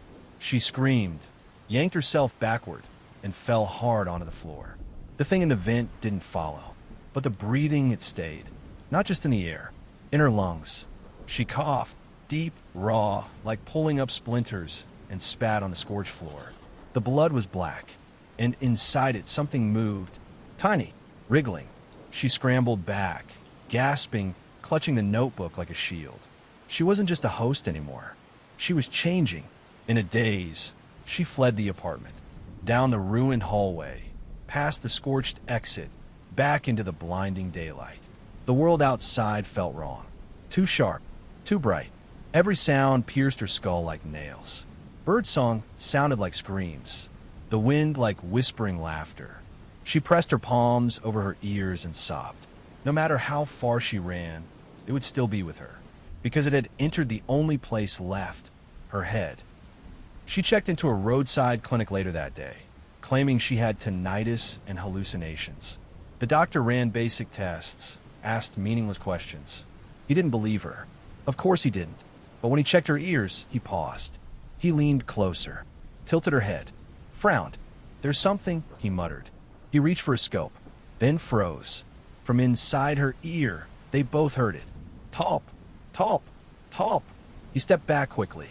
Eliza's mouth curled into a slow, unfamiliar smile. A whisper slithered out from her throat. "He likes your voice." The doctor stumbled backward, knocking over his stool. His eyes were wide, full of something Eliza hadn't seen in a while. Genuine fear. Eliza blinked. "What is it?" she asked, voice hollow. The doctor said nothing, just slowly backed toward the door. Then he whispered, "That wasn't your voice." She left the clinic before they could call for a psych consult. She didn't feel sick anymore. She felt vacant, as if something had scooped her out and left enough of her behind to keep walking, keep talking, but not thinking. That night, she stayed in a rundown lodge nestled in a pine forest. No vents, no internet, just stillness. But when she woke at 3:13 a.m., the entire room was wet. The sheets, the walls, her hair, all damp, as if something had breathed on every surface. She sat up, shivering. On the mirror across the room, someone had written a message in condensation. "You can't block the space you are." Eliza stumbled to the bathroom sink, hands trembling, and turned on the faucet. The pipes gurgled, then spat out black water, thick and oozing. Something small and pale floated to the top. A tooth. She screamed, not because it was there, but because it wasn't hers. She checked her mouth, every tooth intact. This belonged to someone else. Someone who had lived in 3C. Or maybe someone still inside it. She ran outside into the forest, barefoot, nightgown clinging to her soaked skin. She didn't know where she was going, only that she needed to be far from rooms, far from walls, far from places where things crawl through. But as she stumbled through the trees, she heard something following. Not footsteps, not breathing, tapping, on bark, on roots, on the back of her neck. She stopped. The tapping continued, just ahead now, on the inside of a nearby tree trunk, as if something was trying to get out. She turned and bolted, running through branches that clawed at her skin. But no matter how fast she went, the tapping followed. It was part of her rhythm now. Her heartbeat. Tap, tap, tap, like something keeping time, or counting down. She ran until she collapsed in a clearing, lungs burning, face streaked with blood from unseen branches. The tapping had stopped, but the silence wasn't comforting. It was expectant. She sat up slowly, trying to steady her breath. But the breaths didn't feel like hers anymore. Too deep, too steady, like her body was being puppet. She whispered her name. Eliza. Nothing echoed. So she said it again. Eliza. This time, something whispered back. Not her voice. Not human. That name's already used. The sky overhead was beginning to change. The stars looked wrong. Shifted. Closer. She realized she hadn't eaten in a day, maybe more. But she didn't feel hunger. Only a spreading cold. Not on her skin, but in the space beneath it. Like something was tunneling through her veins. She stumbled back to the lodge at dawn, unsure how long she'd been in the woods. The lodge manager looked up as she entered, pale and shaking. You came back, he stammered. She blinked at him. Why wouldn't I? He didn't answer, just backed away. She made it to her room and locked the door. Then she sat in front of the mirror, staring at herself. Her reflection blinked a half-second too late. She leaned closer. There, just under her skin, movement. A ripple across her cheek, like a worm turning in mud. She screamed, clawing at her face, nails raking her skin. Nothing emerged, only silence. And then, behind her, a voice. That body fits better than I thought. She turned. No one was there, but the air felt thicker. The space behind her was wrong. Too deep, like the room had grown backward. She looked back at the mirror. Her reflection was smiling. She wasn't. It tilted its head. She did not. Then it opened its mouth, and from it came the sound she feared most. Metal, dragging, screws turning, vents creaking. A voice that lived in ducts and dreams whispered, "You let me in. Now you are the walls." Eliza backed away from the mirror, her hands trembling violently. Her reflection remained still smiling. It blinked once, then began to scratch at the glass from inside. A sound like nails on chalkboard, but wet, greasy. Then it opened its mouth again and tapped its teeth together in rhythm. Tap, tap, tap. She turned away, but the tapping continued. Louder, closer. Not from the mirror, from the walls, from the floorboards, from inside her. She dropped to the ground, curling into herself, sobbing. She pulled out the notebook, Anna's notebook, and flipped to the final page. She hadn't dared read it until now. The last entry wasn't written in pen. It was scratched into the paper. Long, jagged lines rushed and panicked. It read, "He doesn't want the space you left. He wants the space you are. You don't hear him through vents. You are the vent. We're just tunnels and skin." Below that, a rough drawing. It looked like a human body, but opened, hollowed out, like someone had turned it into architecture. She screamed and hurled the notebook across the room. It hit the vent grate under the window and fell open, landing on the bed. The vent behind it rattled. A single screw dropped to the floor. It rolled toward her and stopped at her knee. Eliza stared at it, breath frozen in her chest. Then, without knowing why, she picked it up and placed it in her mouth. It sat on her tongue like a communion wafer. Cold, metallic, sacred. She swallowed and felt it fall through her, not through organs or flesh, but through tunnels. Like she was a house now, and he was moving in. Later that night, Eliza stood naked before the mirror. Her skin looked different, stretchier, more reflective. Her eyes no longer looked afraid. They looked vacant. She whispered, "Are you here?" And from her throat, not her mouth, came the answer, "You are." Eliza didn't sleep. She sat in the center of the room, legs crossed, palms open. She wasn't meditating. She was waiting. There was no clock, no phone, no time, just tapping in her bones. Her knuckles twitched in slow, deliberate patterns, knocking against the floor with unthinking rhythm. Talp, talp, pause, talp, talp, talp. Some part of her brain recognized it. A code, not Morse, not human, but instructions. By morning, her fingertips were raw and bleeding. She hadn't moved. She didn't want to. Movement was for flesh, for people who still had boundaries. She rose slowly, as though pulled by invisible strings, and walked to the corner of the room. There was a vent there, one she hadn't noticed before. It was small, too small, about the size of cat flap. But the metal was new, clean, not like the rusted vents from before. It hadn't been there yesterday. She got down on her knees, peered inside. There were no ducts, just space. Miles of it, the impossible kind. Dark, breathing, warm. And then, a voice from deep within. "You are the frame. Let me through." Her hands moved on their own, fingers twisting in shapes that made her joints ache. They weren't gestures. They were blueprints. Her arms, her ribs, her spine, they weren't bones anymore. They were beams, supports. She began to understand. She wasn't Eliza. She was a structure, a passageway, a new unit. And the thing in the vents, was expanding. She stood slowly and looked around the room again. It wasn't a room anymore. It was a mouth. Every corner was a tooth. Every shadow a tongue. She felt herself stretching inside, walls forming where her lungs should be. The windows vibrated. The lights flickered, and the mirror cracked from the inside. Eliza smiled, or the shape wearing her did. The motel manager knocked at the door around noon. "Eliza," he called. "Checkout was an hour ago." No response. He knocked again, louder. The door creaked open slightly. "Miss." He peeked inside. The lights were off. The room smelled of wet wood and iron. He stepped in slowly, scanning the room. Then he noticed it. The far wall, where the vent had been, was gone. In its place, a narrow hallway, stretching deep into blackness. No light touched it.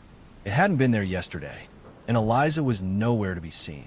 The manager's breath caught in his throat. He stepped forward, peering into the corridor. It wasn't a hallway.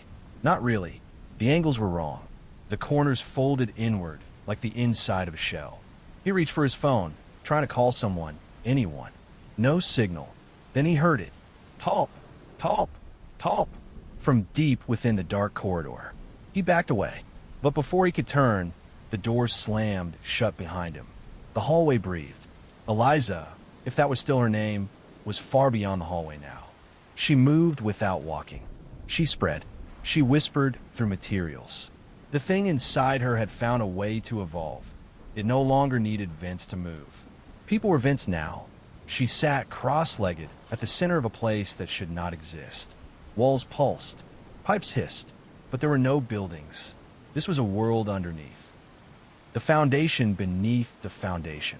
And she was its first door. Dozens of faces had begun to form on the walls. Mouths murmuring, eyes blinking open, skin stretched across drywall and tile. All former tenants, former listeners. Eliza whispered to them. "You heard him. You let him in. Now you're part of the plan." A face sobbed, embedded in plaster. Another screamed, but it came out as dial tone. Eliza leaned close to one. "Chill.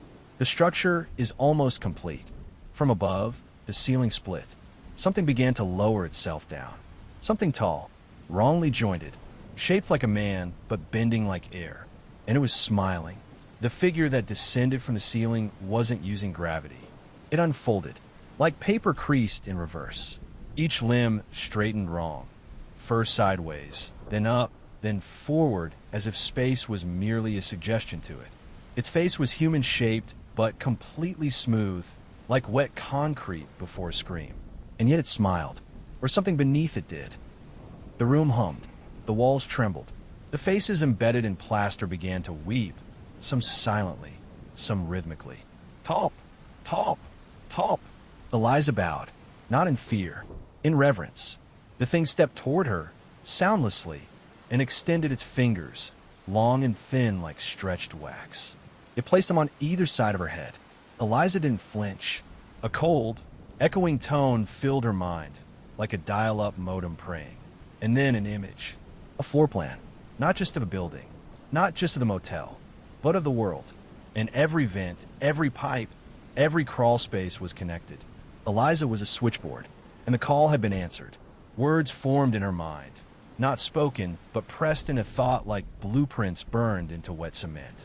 "You are not the tenant. You are the keyhole. We are the door." She nodded slowly. "I understand now," she whispered. The thing's fingers began to sink in her skull, not piercing, just phasing through.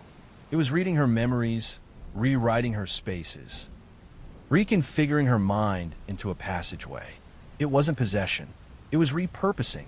The motel was gone. From the outside, it would still look the same. But inside, anyone who entered would now step into something deeper. A place where hallways led into lungs, where staircases looped inward, where vents whispered your name in voices not born in mouths. And Eliza, if she was still Eliza, sat in the center, spine arched, mouth slack, eyes dark, a blinking light behind her pupils. She turned toward the growing structure and smiled. "Next tenant, please." The motel sign still flickered along the old highway. Vacancy. From the outside, everything looked normal. Dusty, forgotten, harmless. But inside, no room stayed the same. Doors now led to non-Euclidean loops. Bathrooms ended in shafts filled with whispering heat. Closets opened onto other motels, other cities, other people. The first guest to arrive after Eliza's transformation was a traveling salesman. Name, Reggie Porth. Age, 53. Nervous smoker. Divorced twice. He signed a check-in slip with a trembling hand, muttering about long drives and faulty tires. The woman behind the counter smiled at him, her eyes too dark, too wide. Her name tag read, Eliza. But she wasn't Eliza anymore. "Room 3C, she said. Into the hall. He blinked. "I thought the rooms only went up to 12. Her smile didn't change. 3C. He shrugged. "Okay, thanks." He walked slowly down the corridor. As he passed the doors, they all looked the same. Numbered. Beige. Boring. Until he saw it. A black door. No knob. Just 3 silver slits where a peephole might have been. Etched into the wood, the symbol 3C pulsed faintly. Reggie reached for it. The moment his fingers touched the frame, the door inhaled. A warm gust pulled him inside. Not hard, but persistent, like the building was thirsty. The door sealed behind him without a sound. Inside, there was no furniture, only walls, curved and gleaming. Everything smelled of metal, skin, and copper wires. "Hello," he called out, voice trembling. From the ceiling, a vent opened, slowly, deliberately, as if something was crawling out of it, but not physically, more like a presence stretching downward into his mind. Then, from all directions, "Your room now," he screamed, turning to run. But the floor gave way, folding into a spiral staircase of cartilage and steel. Somewhere deep inside, Eliza whispered. Next tenant accepted, and the structure grew. Reggie fell, not down, but inward. There was no impact, no floor, no end. Only spiraling corridors that uncoiled around him like intestines made of copper and fiberglass. He wasn't falling through space. He was falling through architecture. His own biography played back to him in rhythmic pulses of tap, tap, tap. For years old, locked in a basement. 19, heard scratching in the dorm vent. 41, left the stove on and blamed the walls. The structure fed on memory. Not for knowledge, but texture. Every trauma etched another wall. Every fear added a staircase to nowhere. Reggie's body stopped falling, but his awareness kept going. In motel office, Eliza tilted her head. Her mouth twitched like something inside was adjusting her from behind. She whispered to herself, but the voice wasn't hers. Integration complete. Room 3C active. Behind her, a set of old blueprints unfurled from the drawer on their own. They weren't printed on paper anymore. They were skin-colored, warm to the touch. The veins were hallways, the pores doors. Eliza caressed them and muttered, "We'll need more vents, more minds, more thresholds." Something behind the front desk began to scratch. A vent cover shifted. Back inside 3C, Reggie was now a fixture. His body, half submerged in wall plaster, had fused to the drywall. His eyes blinked slowly.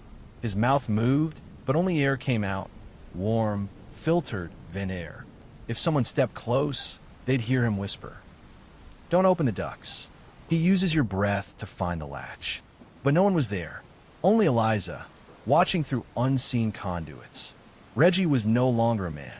He was a room with a heartbeat, a new passageway, and the motel sighed with contentment. Outside on the road, a family of three passed by in an old SUV. The father pointed at the flickering sign. Huh, vacancy. The little girl in the back seat whispered, almost dreamily. The walls are watching. The parents laughed it off and turned into the lot. The SUV pulled into the gravel lot. The father, Greg, killed the engine. We'll stay here just one night, he said, stretching his arms. Are you sure this is safe? Asked his wife, Dana, peering up at the crooked vacancy sign. It's late. We'll find something nicer tomorrow. In the back seat, their daughter, Ivy, pressed her face to the window.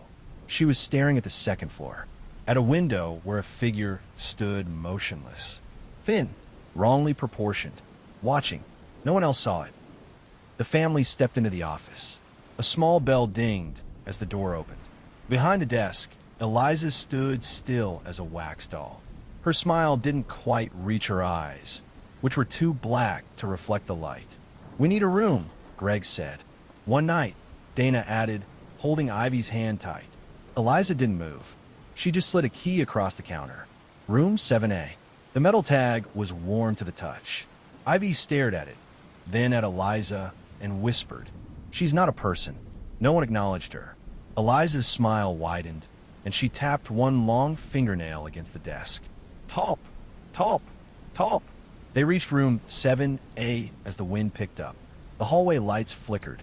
Greg pushed the door open. At first, it looked normal.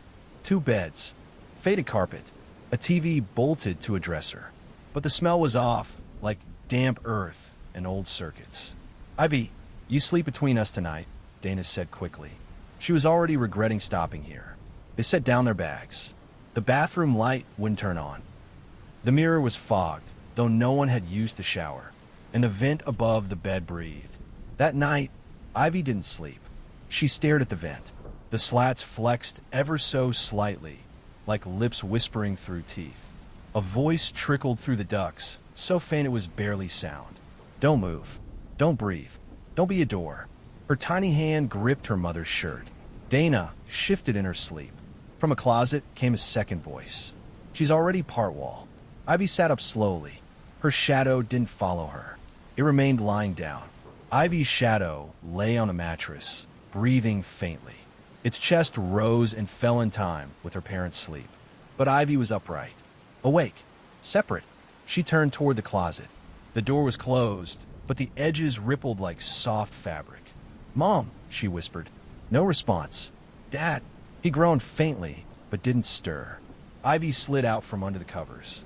The carpet was warm under her feet. Too warm, and slightly damp, like moss left in the sun. She reached the closet and placed her ear to the wood.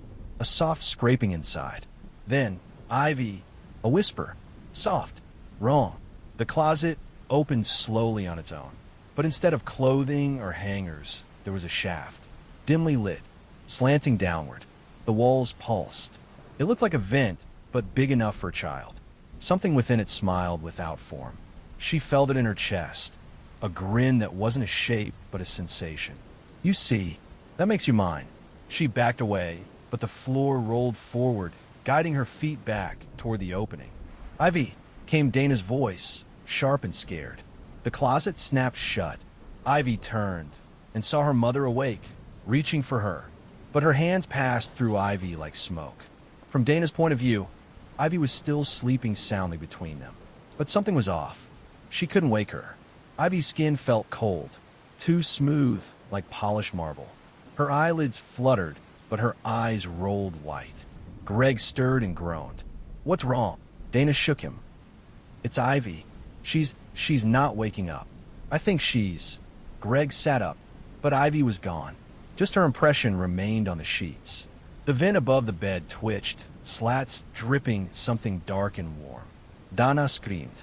In the space behind the closet, Ivy crawled. Or rather, something crawled using Ivy. Her thoughts floated just behind her eyes, like fog behind glass. The passage grew tighter, the walls smoother, until there were no walls.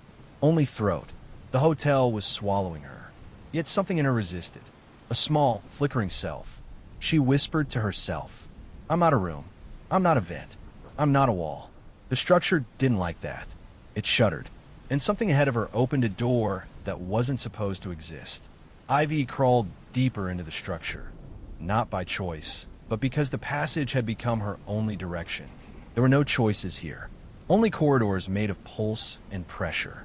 Her knees no longer scraped carpet. They sank into velvet soft insulation, and her palms pressed into ribs that pulsed gently, rhythmically. She whispered to herself again, I'm not a room. I'm not a vent. I'm not a wall. Each word echoed, not forward but back, like the sentence had turned around midair and crawled back inside her. She kept crawling, and then it appeared. A door.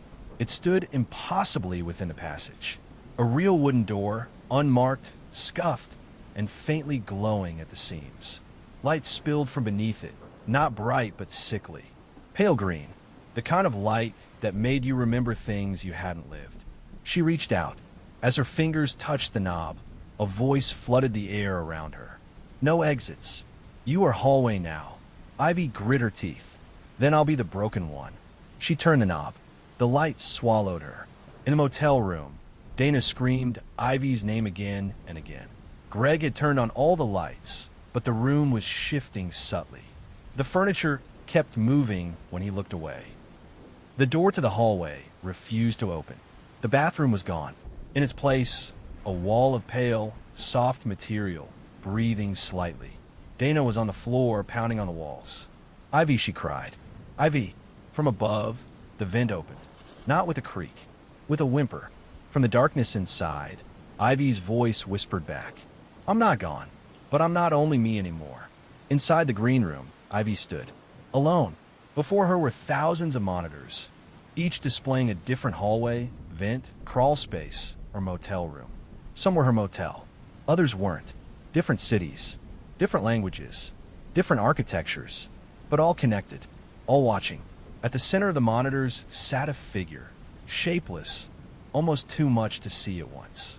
It turned slowly, as if aware of her resistance. It grinned, not with a mouth, with all the lights dimming at once. Even a wound can become a door. Ivy stood still in the green-lit chamber. The presence at the center of the monitors was massive, but it didn't cast a shadow. It absorbed them. It didn't speak with words anymore. It projected intent like a heat wave behind the eyes. You're not meant to stand. You're meant to lie flat. Be vent. Be threshold. Ivy took a breath. I'm not like the others. The entity pulsed. The room dimmed. All the monitors glitched at once. Static fizzing, corridors stuttering like video loops breaking. You were meant to integrate, but you remember yourself. That wasn't supposed to happen. In room 7A, Dana stared at the vent where her daughter's voice had spoken just moments ago.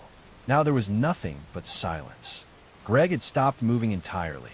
He stood by the window, facing it, not blinking. His mouth hung open slightly, as though caught mid-sentence. Greg, she said. He didn't turn. A faint draft passed through the room. The curtain swayed, but the window was shut. From within Greg's mouth came a soft hiss. Then the whisper. We are ventilation now. Dana backed away, horrified. Greg, what's happening? He began to walk forward, not with his usual stride, but a stiff, mechanical cadence. Each step made a faint click, like gears engaging behind his knees. She screamed and threw open the room's door. This time it let her. But the hallway outside wasn't hers anymore. It was lined with mirrors. Each one reflected not Dana, but versions of Ivy, crawling, standing, melting, trapped in vents or doors. She turned to flee, but Greg was gone.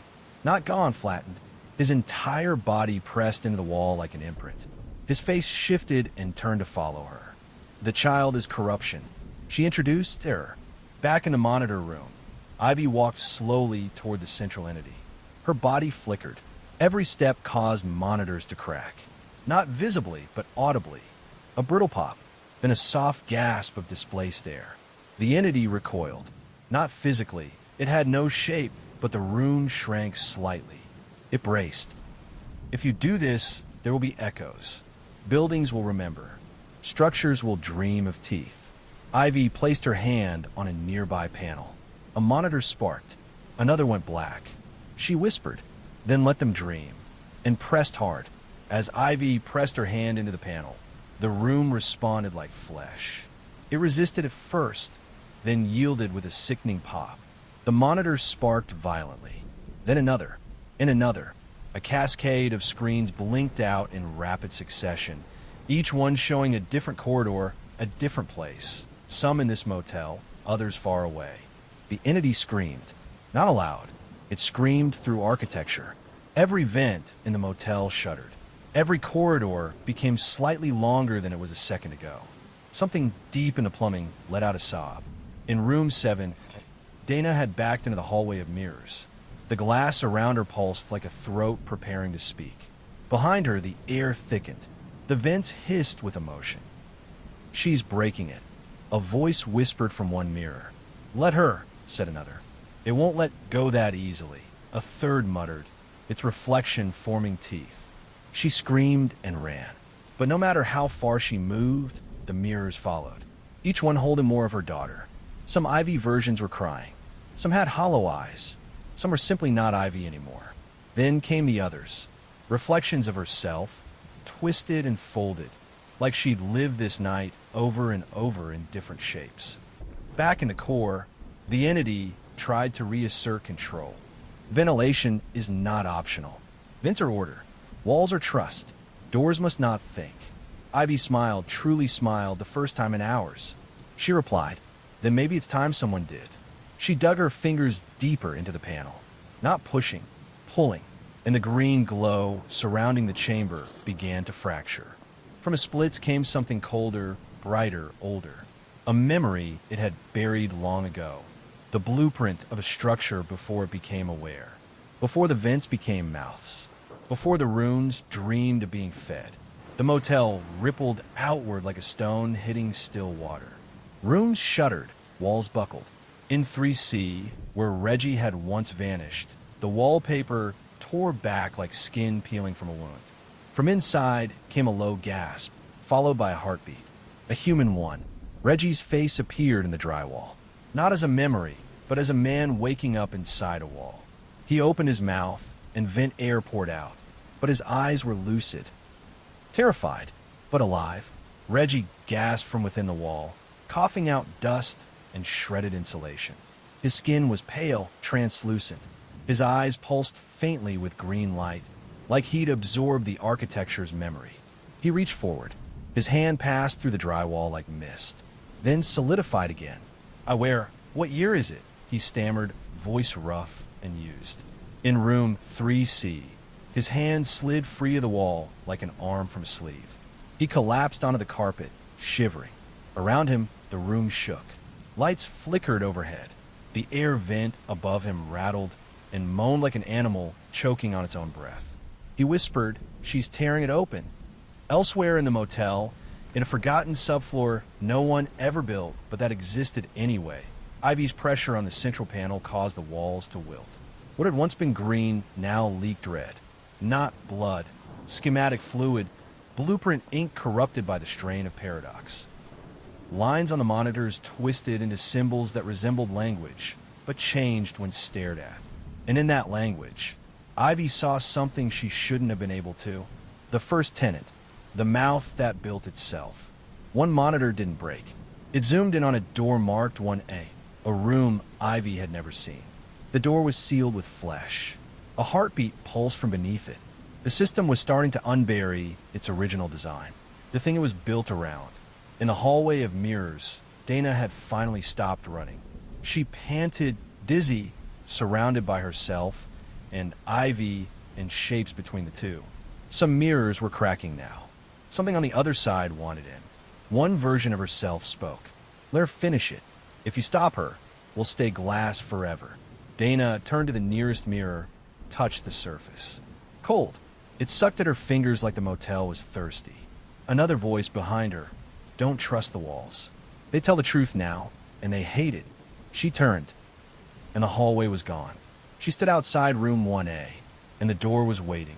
Back in the green-lit control space, Ivy stepped away from the panel. The monitors were almost all shattered or bleeding ink. Only one remained intact. Room 1A. She whispered. That's the beginning, isn't it? The entity didn't respond. It had retreated, folded into the vents like a worm curling back into its hole. But it was still watching, still hoping she would turn back. You cannot unmake purpose. To open 1A is to free something worse than me. She walked forward.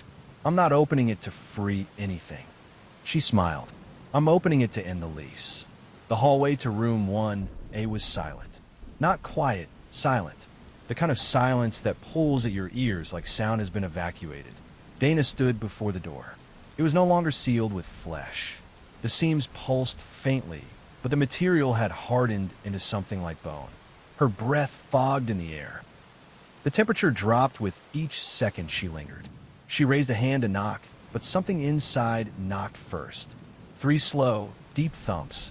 She staggered back. A whisper came from the air vents, winding around her like breath on the back of her neck. She's coming. Ivy's almost here. Don't let her open it. But she no longer trusted the walls. She only trusted her daughter. Ivy stepped into a stairwell she hadn't taken. There was no stairwell on any map of the motel. It ran down forever, lit by antique sconces bolted into organic concrete. Walls that were not brick or stone, but some hybrid of bone and blueprints. Each step whispered beneath her weight. The air throbbed like lungs somewhere far below. And with every footfall, she heard echoes of her name, spoken by guests long since swallowed. Ivy, don't go. Help us. Let's sleep. But she descended anyway, because at the bottom was room 1A. And behind that door was a truth not meant to be spoken, only understood by architecture. The stairwell ended with no landing, just a wall, carved into it, the number 1A in crooked brass. The wall sighed as she approached. Ivy reached out to touch the number. The brass flaked away, revealing something wet and breathing beneath. The door groaned, then retracted, not opened but absorbed. And on the other side, a room that had never been cleaned, never been rented, never had guests. It was made of vents, not hidden behind drywall, but exposed and raw, twisting from floor to ceiling in tangled, intestinal spirals. In the center, a bed. On it, a figure, sleeping. Dana arrived at the stairwell, and the wall was already gone. She stepped into room 1A behind her daughter. The vents whispered around them, alive and afraid. Ivy, she said softly. Ivy turned. I think this is it. The sleeping figure on the bed stirred. It was humanoid, but unfinished.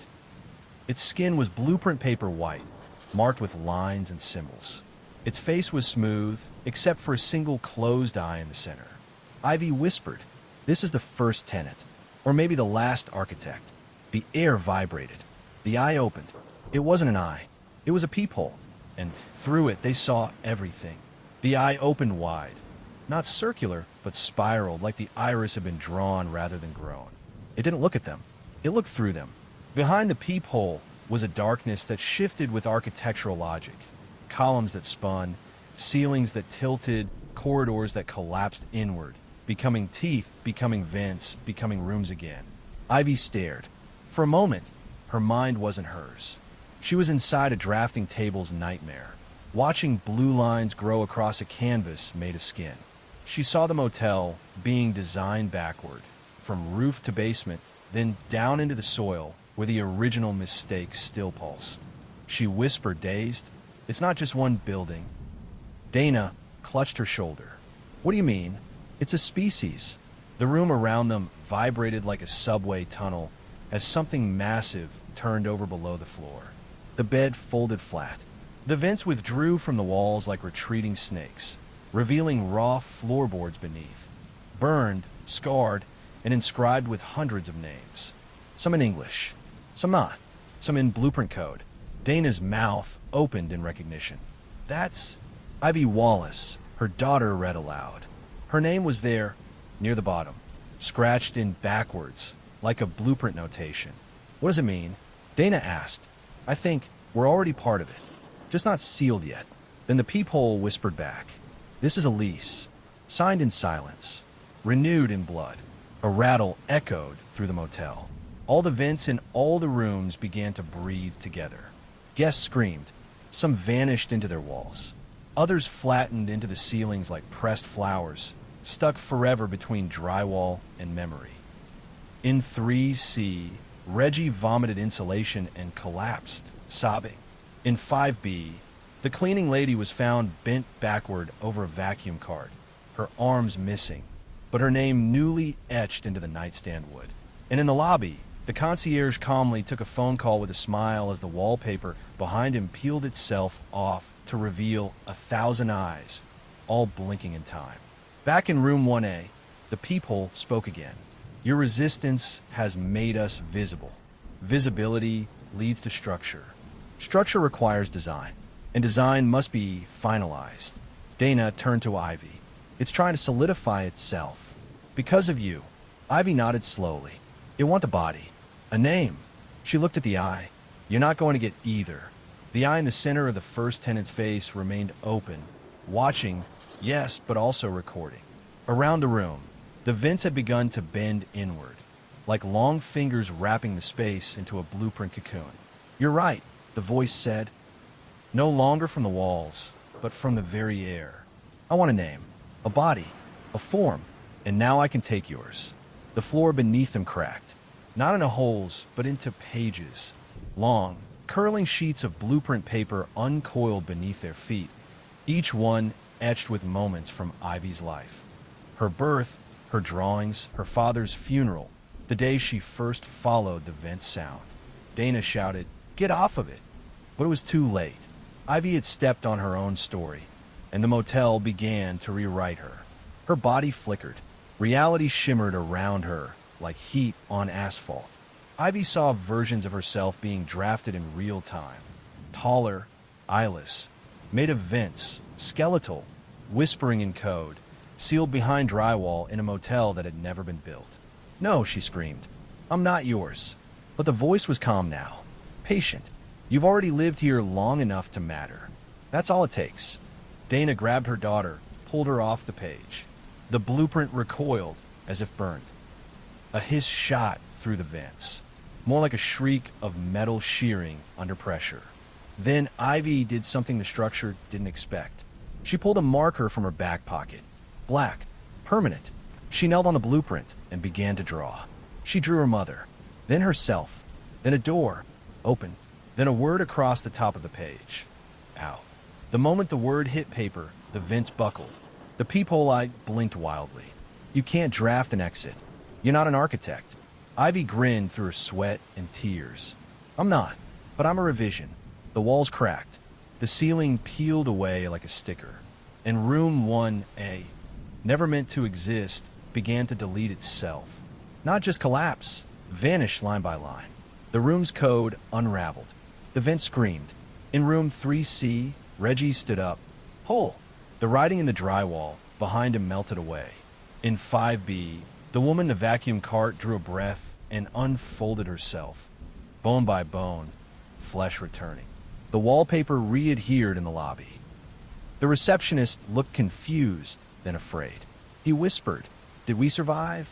Back below, Ivy and Dana held hands as room 1A erased around them.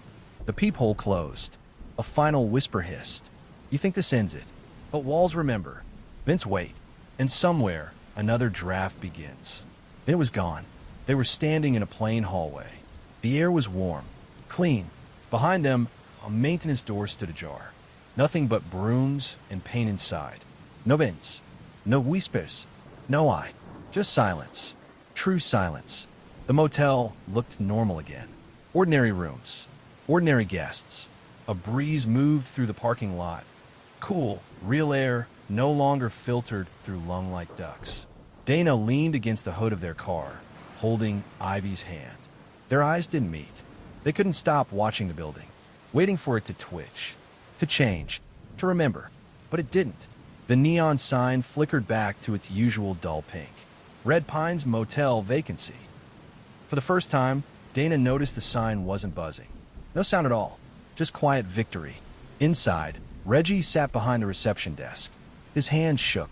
He wasn't sure how he'd gotten there. The key rack behind him was full. Too full. More keys than rooms. Room numbers in triple digits. Some with symbols instead of numerals.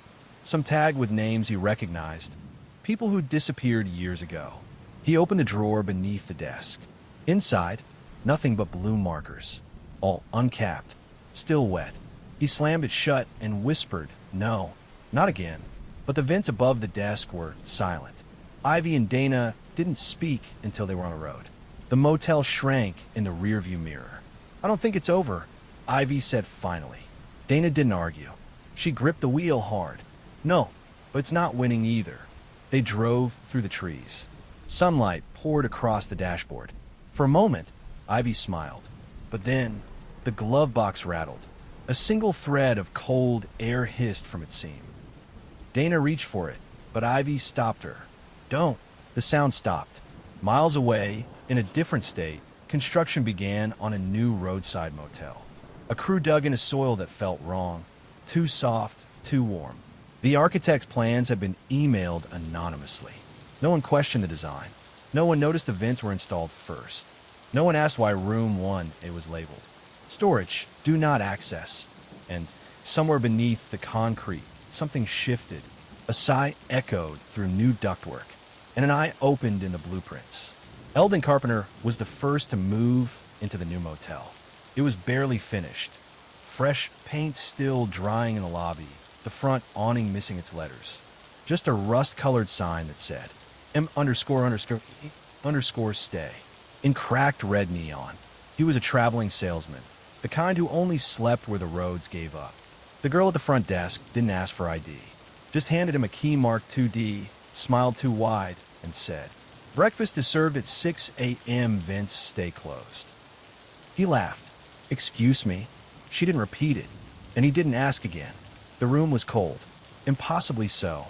The thermostat didn't work, but Eldon liked cold. What he didn't like was the sound. There was a whisper behind the wall, continuous, like a conversation half heard. He pressed his ear to the vent. Nothing. But when he lay down to sleep, he heard again. Closer now, just behind the nightstand.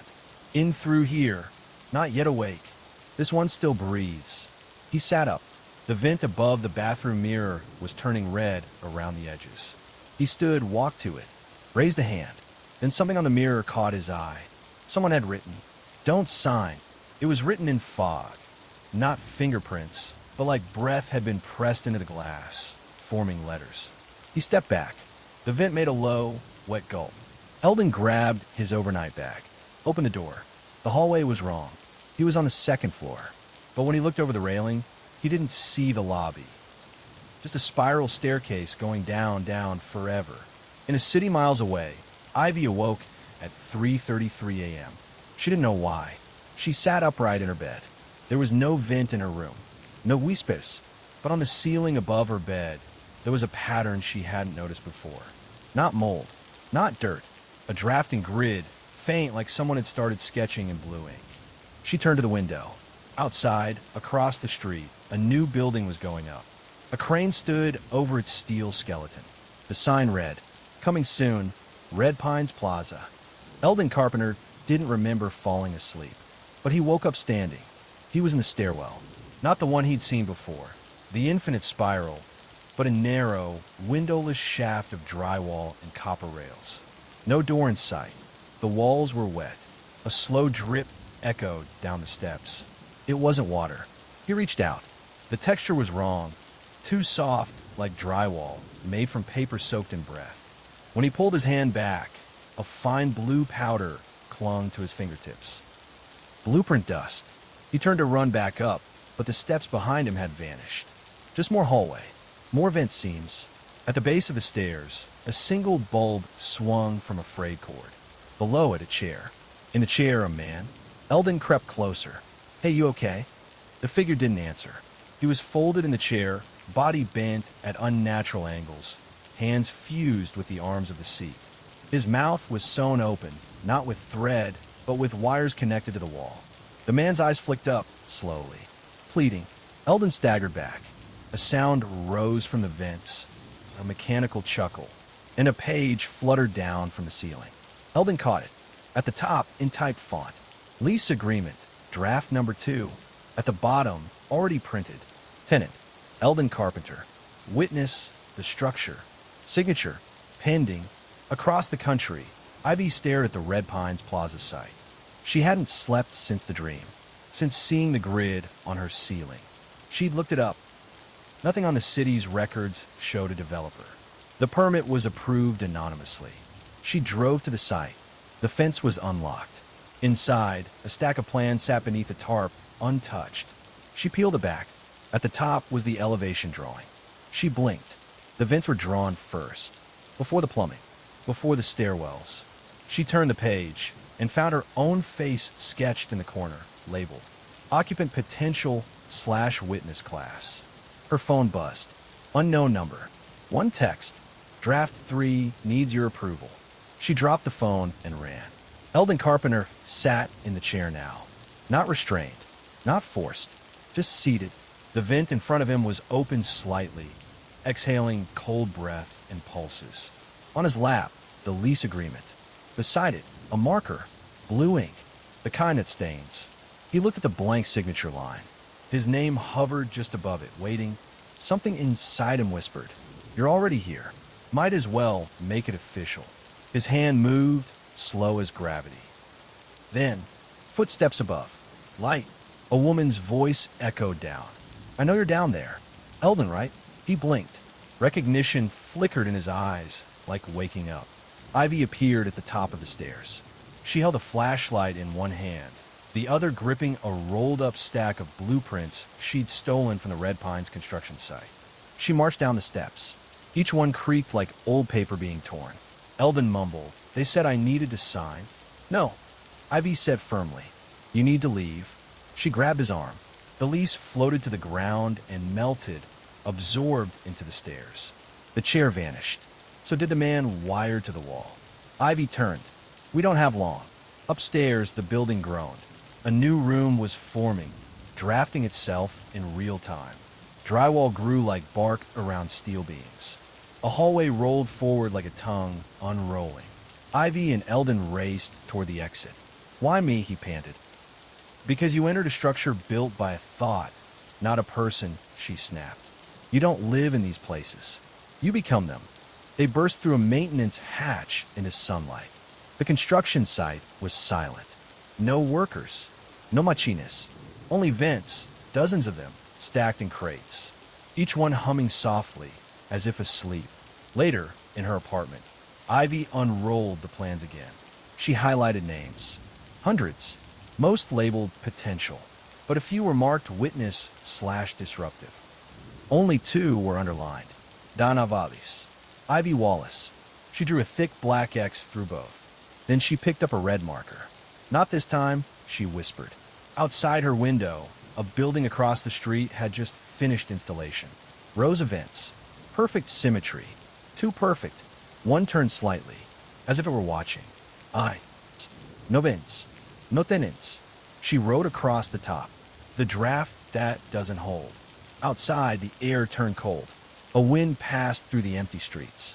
And from a nearby alleyway vent, something whispered, "You're riding your way out, but we're drafting a way back in." Dana sat in her car, staring at the key. One again. She hadn't spoken to Ivy in days.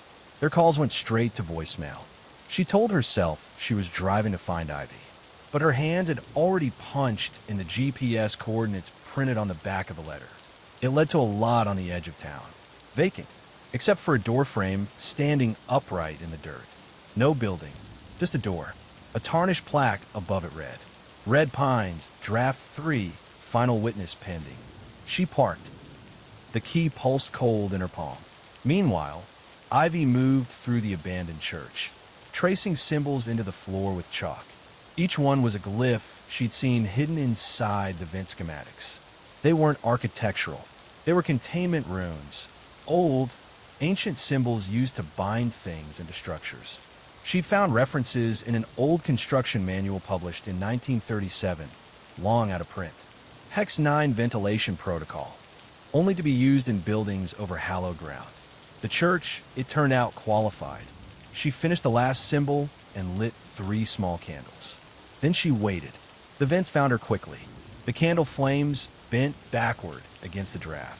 The air turned syrupy, like the breath of a massive animal pressed against the walls. From the dark rafters above came a groaning voice, not spoken, but printed on the inside of her skull. You've gone off plan. Witnesses do not resist. Witnesses record. Ivy screamed, I'm not a witness. The structure replied, You are the pen. She is the page. We are the ink. In the lot, Dana stepped through the doorframe, and instantly, she was in the motel again, or a version of it. The wallpaper was new, the halls brighter, but the air was wrong.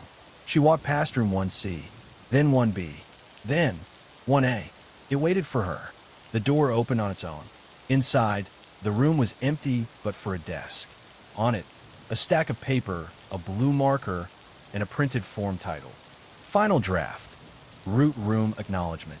At that moment, Ivy felt something inside her fracture, like a page being torn before it was turned. She fell to her knees as the chalk markings flickered and died. And across the church floor, one of the chalk drawings began to redraw itself, not by her hand. An inky, geometric pattern bloomed across the floorboards. And in the center of the glyph, a vent. A real one, bolted to the earth. Humming, Dana stared at the stack of paper. Each page was blank except the first, a formal letterhead in raised blue ink. Red Pines, Structural, Draft 3 Intake Form. Root Acknowledgement. Witness Consent. Below that, her name. Pre-typed. Under it, a line labeled Signature, manual or verbal. Dana's hand trembled. She reached for the marker. It clicked open on its own, and the desk vent exhaled. A dry breath, like paper being shuffled. It sounded almost eager, but before the marker could touch the page, a second line printed itself below the signature. If you're reading this, Dana dropped the pen. She froze. Handwriting, not type. She recognized it. Ivy's. Dana turned around. The motel room was empty. The walls began to shimmer, becoming less like plaster and more like layers of plans, stacked over each other, room on room, corridor inside corridor. From a far corner, a crack opened, no bigger than a pinhole. A draft bled out, and with it, the smell of chalk and ash. At that moment, Ivy clawed her way back to consciousness. The church was gone, or rather, redrawn. She was now inside a long hallway, lined with doors. None had numbers. All had vents. Each vent hummed with the same tone. A minor chord repeated endlessly. She pressed a hand to the nearest one. The metal rippled like water. Inside, she saw a mirror image of herself, writing. At a desk. Alone. Trapped in a motel room. She screamed, Dana! Back in the draft room, Dana reached for the page. No, she whispered. No, this isn't mine to write. She pulled the top sheet away, then the next. Each page revealed another layer. Beneath them, sketches of her life. Drawings of her childhood room. Her first apartment. The house she and Ivy once shared. The structure had built her into its plans. It hadn't just found her. It had been drafting her from the start. She stood, turned to the vent, and said aloud, I decline. The vent hissed. The marker exploded in a puff of blue ink. The desk folded inward like origami. Then the room began to collapse, walls bending inward, floor turning to liquid plans. She ran for the door. Behind her, the vent whispered, You voided your witness privilege.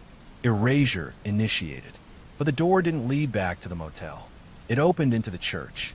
Back to Ivy, who now stood in the center of a burning chalk circle, blueprints disintegrating around her. Ivy looked up. Donna. Dana collapsed in her arms. The floor shook.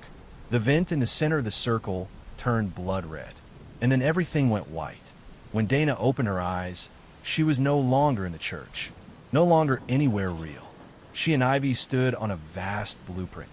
An actual sheet stretched endlessly beneath them, rippling like fabric in a wind that had no source. Above them, a sky of vents. Tens of thousands, floating like drones, exhaling cold mist. A distorted voice echoed from all sides. You declined. Witness voided. System restructuring. Root seal broken. Ivy grabbed Dana's hand. We're inside it now. Inside the final draft. Dana shook her head. This This isn't architecture. It's a mind. And they both could feel it. The blueprint beneath them thought. They could sense its awareness, folding, adjusting, adapting. Every footstep they took triggered new lines to draw themselves beneath them. Suddenly, rooms began rising around them. Glass walls, staircases to nowhere. Chalkboard columns covered in formulas neither of them understood. Symbols older than math, written in something dark and oily. Ivy recognized one. The same looped glyph that had appeared at her childhood home. I think it's a symbol for entry, or maybe permission. Far in the distance, they saw it. The root room. A giant cube, windowless, floating in a pit of vent ducts that rose like metallic vines. The center of the entire structure. It's hard. We have to reach it, Ivy said. Dana nodded, eyes wide. What happens when we get there? Ivy didn't answer. As they walked, the blueprint beneath them trembled. Walls tried to grow, trapping them. But Ivy shouted words from the containment runes. Old syllables that echoed and cracked the structures like brittle bones. Shelfan no batret. The floor split, just long enough for them to leap over a yawning crevice that had appeared mid-stride. Rooms they passed showed glimpses of other tenants. Eldon, frozen mid-sentence at a motel front desk. A woman with no face, pacing in a laundry room that led nowhere. A child peering from a ceiling vent, whispering without sound. Every one of them was caught mid-draft, stuck between versions of themselves. Witnesses who never left. Ivy whispered, "This is the archive." Dana looked horrified. "It keeps everyone who's ever been written." "No, Ivy deep everyone who's read." Suddenly, the sky cracked. A jagged seam opened in the ceiling of vents, and through it poured something black and liquid, ink made of memory.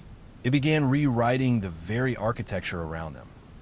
The blueprint under their feet rippled again, trying to pull them into a new plan. Ivy screamed, "Run!" They sprinted across a corridor made of floating doors, each one labeled with addresses neither of them recognized.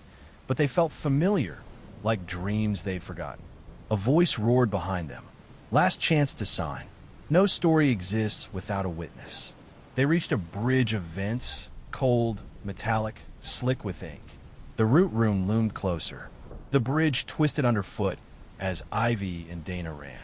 The vents it was made of began to shift, crawling like segmented worms. The whole path coiled into a spiral, pulling them toward a central point in space that pulsed like a black hole. "We're not on a bridge," Dana gasped. "We're inside a schema valve, a passage for redirecting structure." Ivy's eyes widened. "It's rewriting the route to slow us down." All around them, doors flew open midair, flapping like wings. Each revealed distorted versions of themselves. Ivy at age 8, alone in her childhood bedroom, staring at a vent with no face. Dana in a college dorm, sketching room layouts compulsively, unaware her hand was bleeding. Both of them, side by side, locked in a motel room they never remembered renting. Then the vent spoke again, and this time it wasn't words. It was emotion, poured directly into their thoughts. A flood of loneliness, of endless loops, of lives started and stopped halfway through. It felt like being halfway through a sentence you could never finish. And in that moment, Dana stumbled. The bridge tilted. She began to slide toward the ink void at the spiral center. Ivy threw herself down, catching Dana's wrist with one hand, the blueprint folder in the other. "Hold on," she screamed, voice cracking. But the bridge was unfolding now, literally unscrolling itself into blank paper beneath them. The root room was almost close enough to touch. Ivy looked up and saw a series of anchoring beams hovering between them and the cube like a vertebrae bridge. She had to make a decision. Let go of the folder, or Dana. Without hesitation, she released the folder. Blueprints fluttered into the void, sucked away. The structure screamed in protest.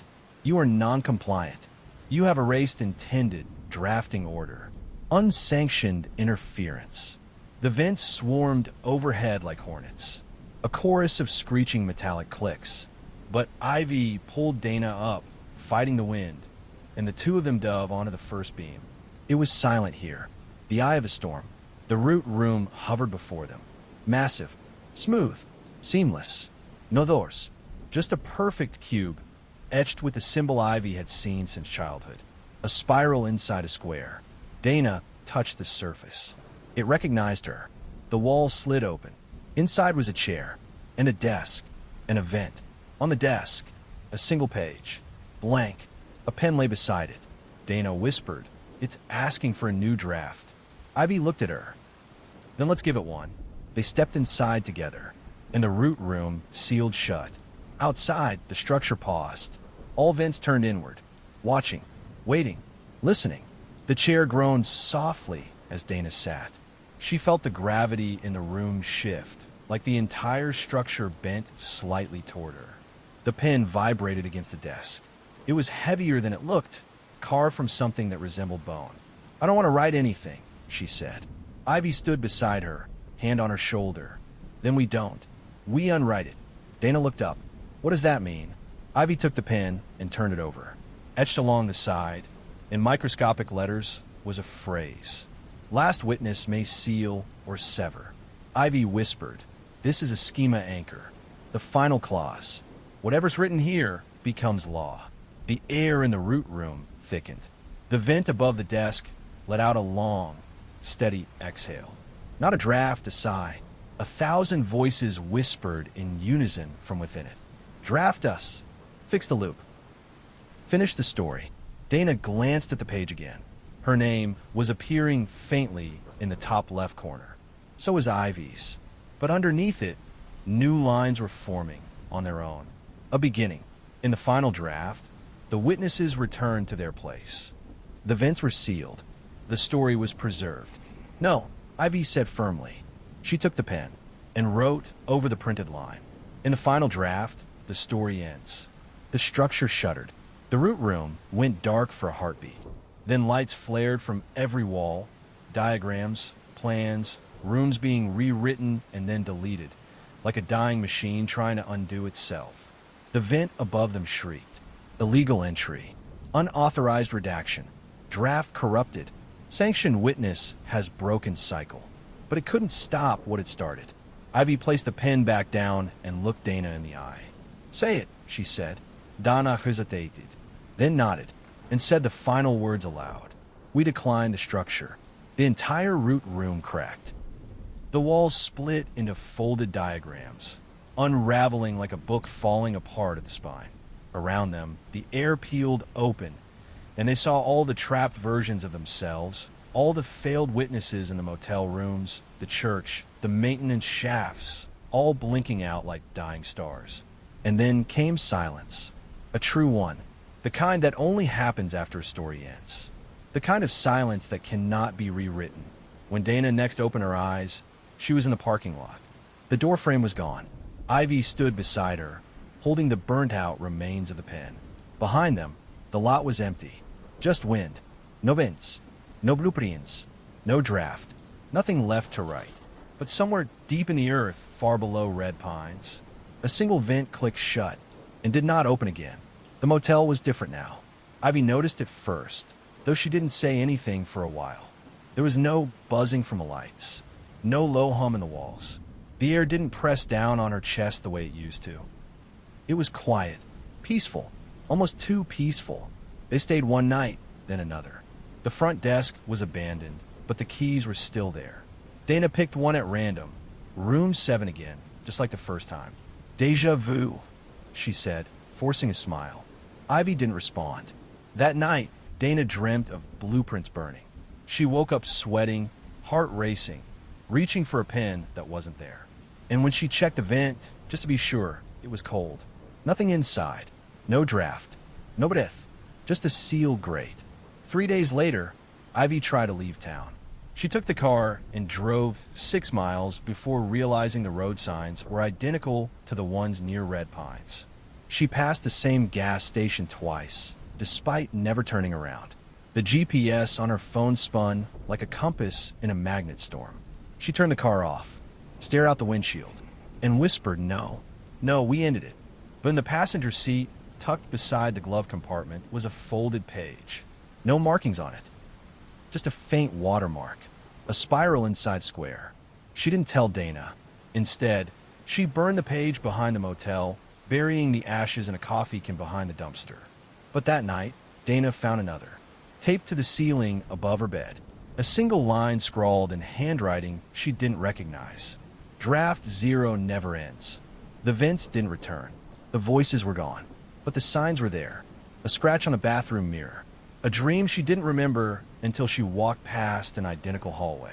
A woman standing in the parking lot at 2:03 a.m., staring into the sky, mouthing blueprints. They started writing it down. Together. Not to feed the structure, but to contain it. Everything they remembered. Everything they'd seen. Maybe, Dana said one night, we're not trapped. Maybe we're just custodians now. Ivy laughed. Of a corpse. Dana shook her head. Of a draft that thinks it's still alive. They filled 4 notebooks. By the 5th, they stopped. The pages began to curl in the corners. Smelled of chalk and ink. And the pen started writing things neither of them had said. The 5th notebook was locked in a drawer. Neither Ivy nor Dana spoke about it, but they both knew it was still writing.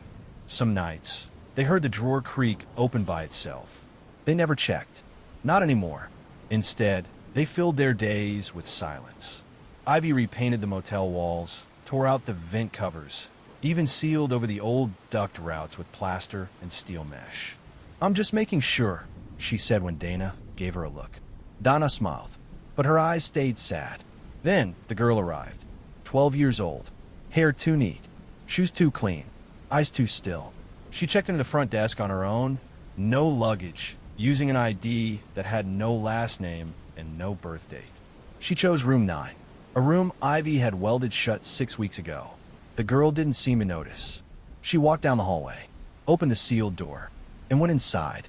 Dana tried to follow her. But the hallway stretched longer than it had ever been. Each footstep echoing a second too late. Room 9 was there, but the number had changed. It read 0. Inside, nothing. A blank room. Fresh walls. A single vent in the center of the ceiling. Ivy found Dana standing there 20 minutes later, staring up. You see it, don't you? Dana said. Ivy looked, then blinked. The spiral was back, carved into the aluminum. Faint but definite. They didn't speak of it. Not that night. Not the next. But something shifted. Ivy started waking with blueprints drawn on her arms in smudged ink. Dana found her mouth moving in her sleep, whispering half-finished phrases. If witness is absent, route remains sealed.